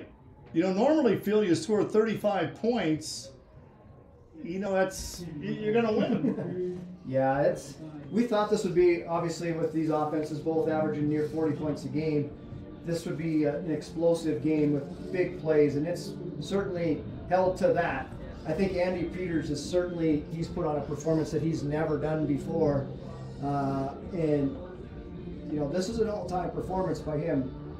609 yards of total offense this afternoon for the Yotes. 49 points and over 600 yards of offense.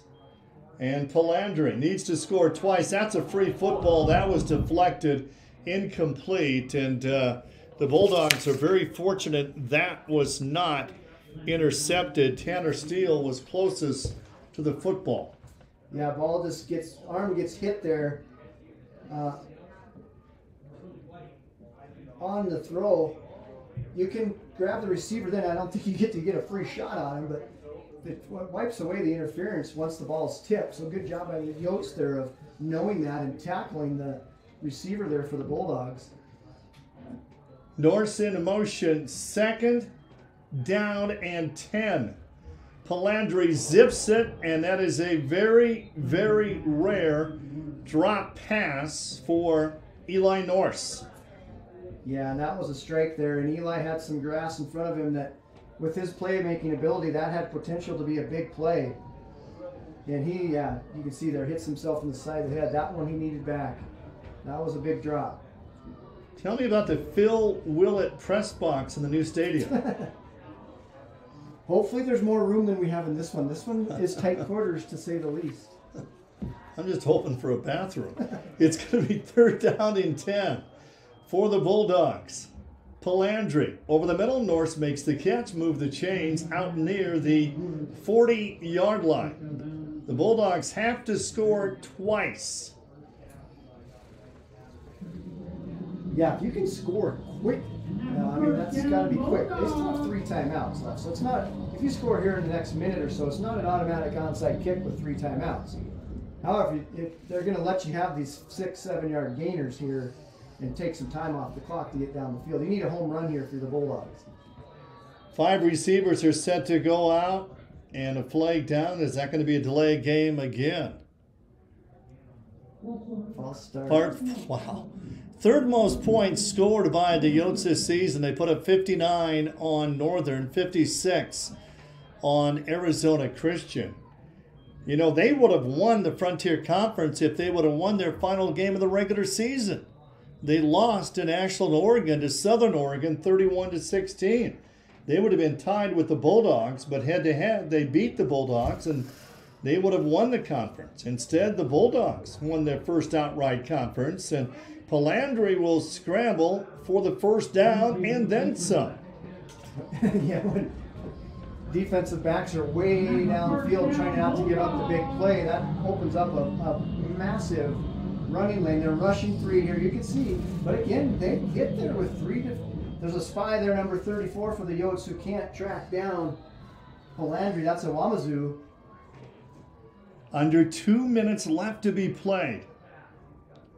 Palandri Flushed out of the pocket. He's going to run again, and Perlandry will get another first down or close to a first down. Well, he should have kept going. He looked backwards, and that cost him a first down. 96 seconds left to be played. 49-35, the Yotes out on top of the Bulldogs of Montana Western. And that's going to be a timeout. The Bulldogs will take their first timeout of this second half. I hate that rule with the offensive subs a guy in and the referee stops play and the clock continues to run so the defense can switch players. They implemented that a couple years ago in pro and college. It's just a bad rule. Well, scores today from the second round of the NAIA playoffs. Indiana Wesleyan defeated Morningside of Iowa 24-21. It was Georgetown upending Baker 42-21. Kaiser got by St. Thomas 45-21. St. Thomas is from Florida. They played at Carroll College this season. Dickinson State season ends 10-2. They lost to Grandview 28-3. Northwestern won over Dordt 7-0. 7-0. Old-fashioned defensive football. The only upset, St. Xavier, the 12th seed, defeated number 5 Marion 31-21. And Bethel handed Evangel their first loss of the season, 40-13. Evangel finishes the year 11-1 on the season. It's going to be second down, less than a yard. They work from the 36-yard line. And just a three-man rush. Perlandry will air it out over the middle. Pass is caught to about the 17-yard line. Kirkley makes the catch. And the Bulldogs line up quickly. 1:22 left. They've got 2 timeouts left. Down to by 2 touchdowns. And Perlandry to the end zone. It's caught. It's a touchdown. And now it's a 1-touchdown game. And that was Eli Norse on the touchdown. Well, good job running the 2-minute offense here. Gets the team right up and has a play call. Coach Norse called 2 plays, obviously, in the huddle there. That one to Kirkley, sliding catch. Good job getting lined up. They practice it every day, this 2-minute offense. All teams do it. Get ready. Get the play off quickly. John Mears on the extra point. Good snap. Kick is up. And the kick is good. And it's 49-42. Our score. 42 points put up by the Bulldogs. Just the 3rd time this season. They've been over 40. They scored 49 on Lewis and Clark. 44 against MSU Northern. They've got 42 today, and they're still down by a touchdown. We got an onside kick coming up here, boss. Yeah, it comes down to this. The hands team will be out there for the Yotes. It's going to be DeWart. He's going to try to do the honors. Obviously, you want to get it to be like a little kind of skidding along the ground and then take one big hop. So it gives you guys a chance to run underneath it. You can see the wide receivers out there for the Bulldogs. We got Kirkley, Norris. All the little guys are out there for both teams. And the season is on the line here for the Bulldogs. Can they get the football back? 10 Yotes players on the line, and Richardson makes the catch. And it did not cover all the 10 yards, but the Yotes will have the football. The Bulldogs can stop the clock just twice. Well, it took it didn't take the bouncing, the skip. It took the big hop right off the bat. And that's an easy catch there for Richardson when it does that. You need it to bounce low and quickly and then take the big hop. But good job of being aggressive and going and attacking that was Richardson and not letting it take another bounce, and God only knows where it would go then. Peters, he passed for 2 touchdowns. He ran for 1. Schofield, 5 touchdowns, 4 rushing, and 1 receiving. College of Idaho, just their 2nd NAIA playoff game, and Cobb on the carry again, and a nice first down run of about 8 yards for Cobb. And the Bulldogs will take their second timeout. They've got one left with 69 seconds left. And our player of the game, number 2 for the Yotes, quarterback Andy Peters, 419 yards through the air, 20 of 35, 2 touchdowns. And Peters led the team in rushing with 84 yards in the game, 615 yards of total offense in this football game for the Yotes. And, coming in, the Bulldogs defense was playing so spectacular. Yeah, they were playing good. They're not playing anybody, they haven't played anybody that has the explosiveness of the Yotes, certainly. Andy Peters was phenomenal today, to say the least. But the defense, and they just wore down here, but the defensive line did get pressure, and the freshmen, Bulldogs have all freshmen in the secondary. Mounts is a sophomore, I believe, but just so inexperienced in the back end to not, allow open receivers, especially when you're giving the quarterback that much time. And that's a first down, and that'll do it. The celebration has started on the sideline and in the stands for the Yotes.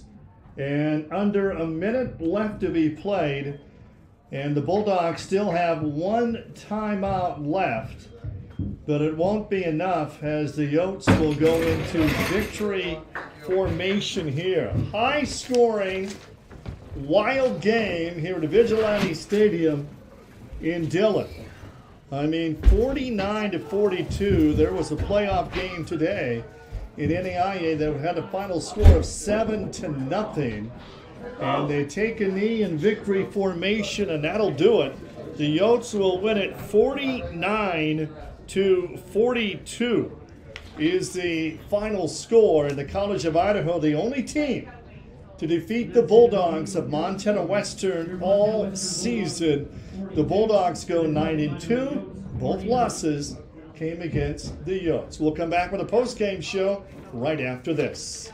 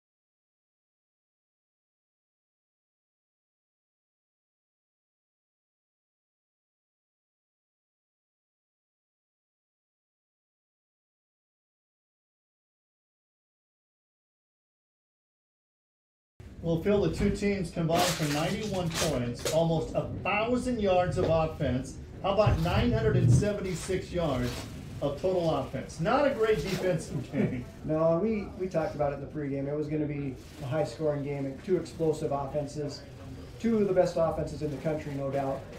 Andy Peters was just another world today, but you have to credit his offensive line. They gave him time. Every single snap, it seemed like he had a lot of time to pick and choose against this zone coverage defense for the Bulldogs. But he made the throws. He was accurate. He was on time. He was very good running the football as well. He's a strong runner, there's no doubt. He is a really, really good player. It's going to take a good team to beat College of Idaho. If they can play like that offensively, they're going to be tough to beat. Western, I think some of the inexperience came through a little bit today. Especially in the back end on the defense, they had to cover it for a long time. But it's all freshmen in the secondary for the Bulldogs, and there was open receivers all over the field for the Yotes, no doubt. Our player of the game, well, it has to be the quarterback, Andy Peters, in on over 500 yards of total offense, and he was simply spectacular. Peters, 20 of 35, 419 yards. Schofield, and he was only in on 5 touchdowns in the game. Schofield ran for 4, and he caught a touchdown. But Peters, over 400 yards passing. This is that great pass. Schofield made his only touchdown receiving catch and 4 rushing touchdowns. So Peters and Schofield were both outstanding in this game. And Andy Peters, the big 6'2" quarterback, looked phenomenal. Passing, and as Phil mentioned, rushing the football, their leading rusher. He had 83 yards in the game, and it's something he's done all season as the leading rusher on the team. How about that stiff arm by Peters? Over 500 yards of offense in this game for the quarterback Peters. 49-42, our final score. A high-scoring game. We'll come back and wrap things up right after this.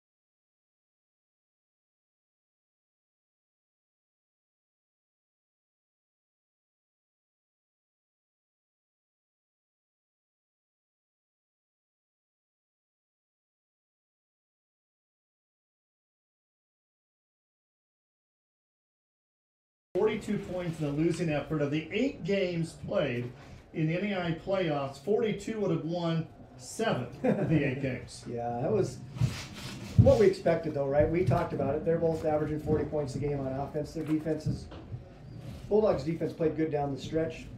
Again, Andy Peters was just otherworldly today. He was phenomenal, throwing the ball, running the ball.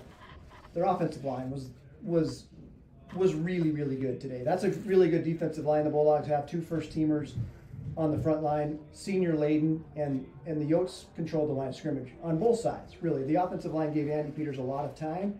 Their defensive line was able to put pressure on Palandri, not necessarily get a lot of sacks, but made him uncomfortable, only having to rush 3 and 4 guys. So that's huge. If you can drop 7, 8 guys in coverage and be able to, put the quarterback under duress a little bit, that's difficult to have consistent drives go all the way down the field in a track meet type of game where you have to score dang near every possession to stay in the game.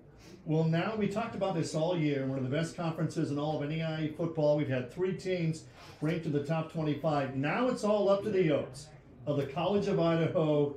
We've got 8 teams left in the playoffs. We've got 1 Frontier Conference team. How far can the Yotes go? I don't know. They're the 11 seed, right? So they're going to go to Northwestern or Grandview, the 1 or 2 seed. I almost guarantee it.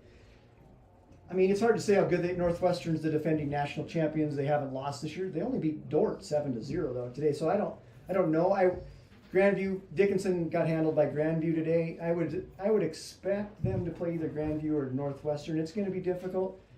If they can hold up front and give Andy Peters time, they have a shot because he's that good of a player. An amazing player. So the Bulldogs season comes to an end. They only have 2 losses all year, and both losses to the College of Idaho, but the Yotes will move on to the quarterfinals For Phil Willett, Rocky Erickson, Vigilante Stadium in Dillon, 49-42. The final score, the College of Idaho come out on top. Here's the bat.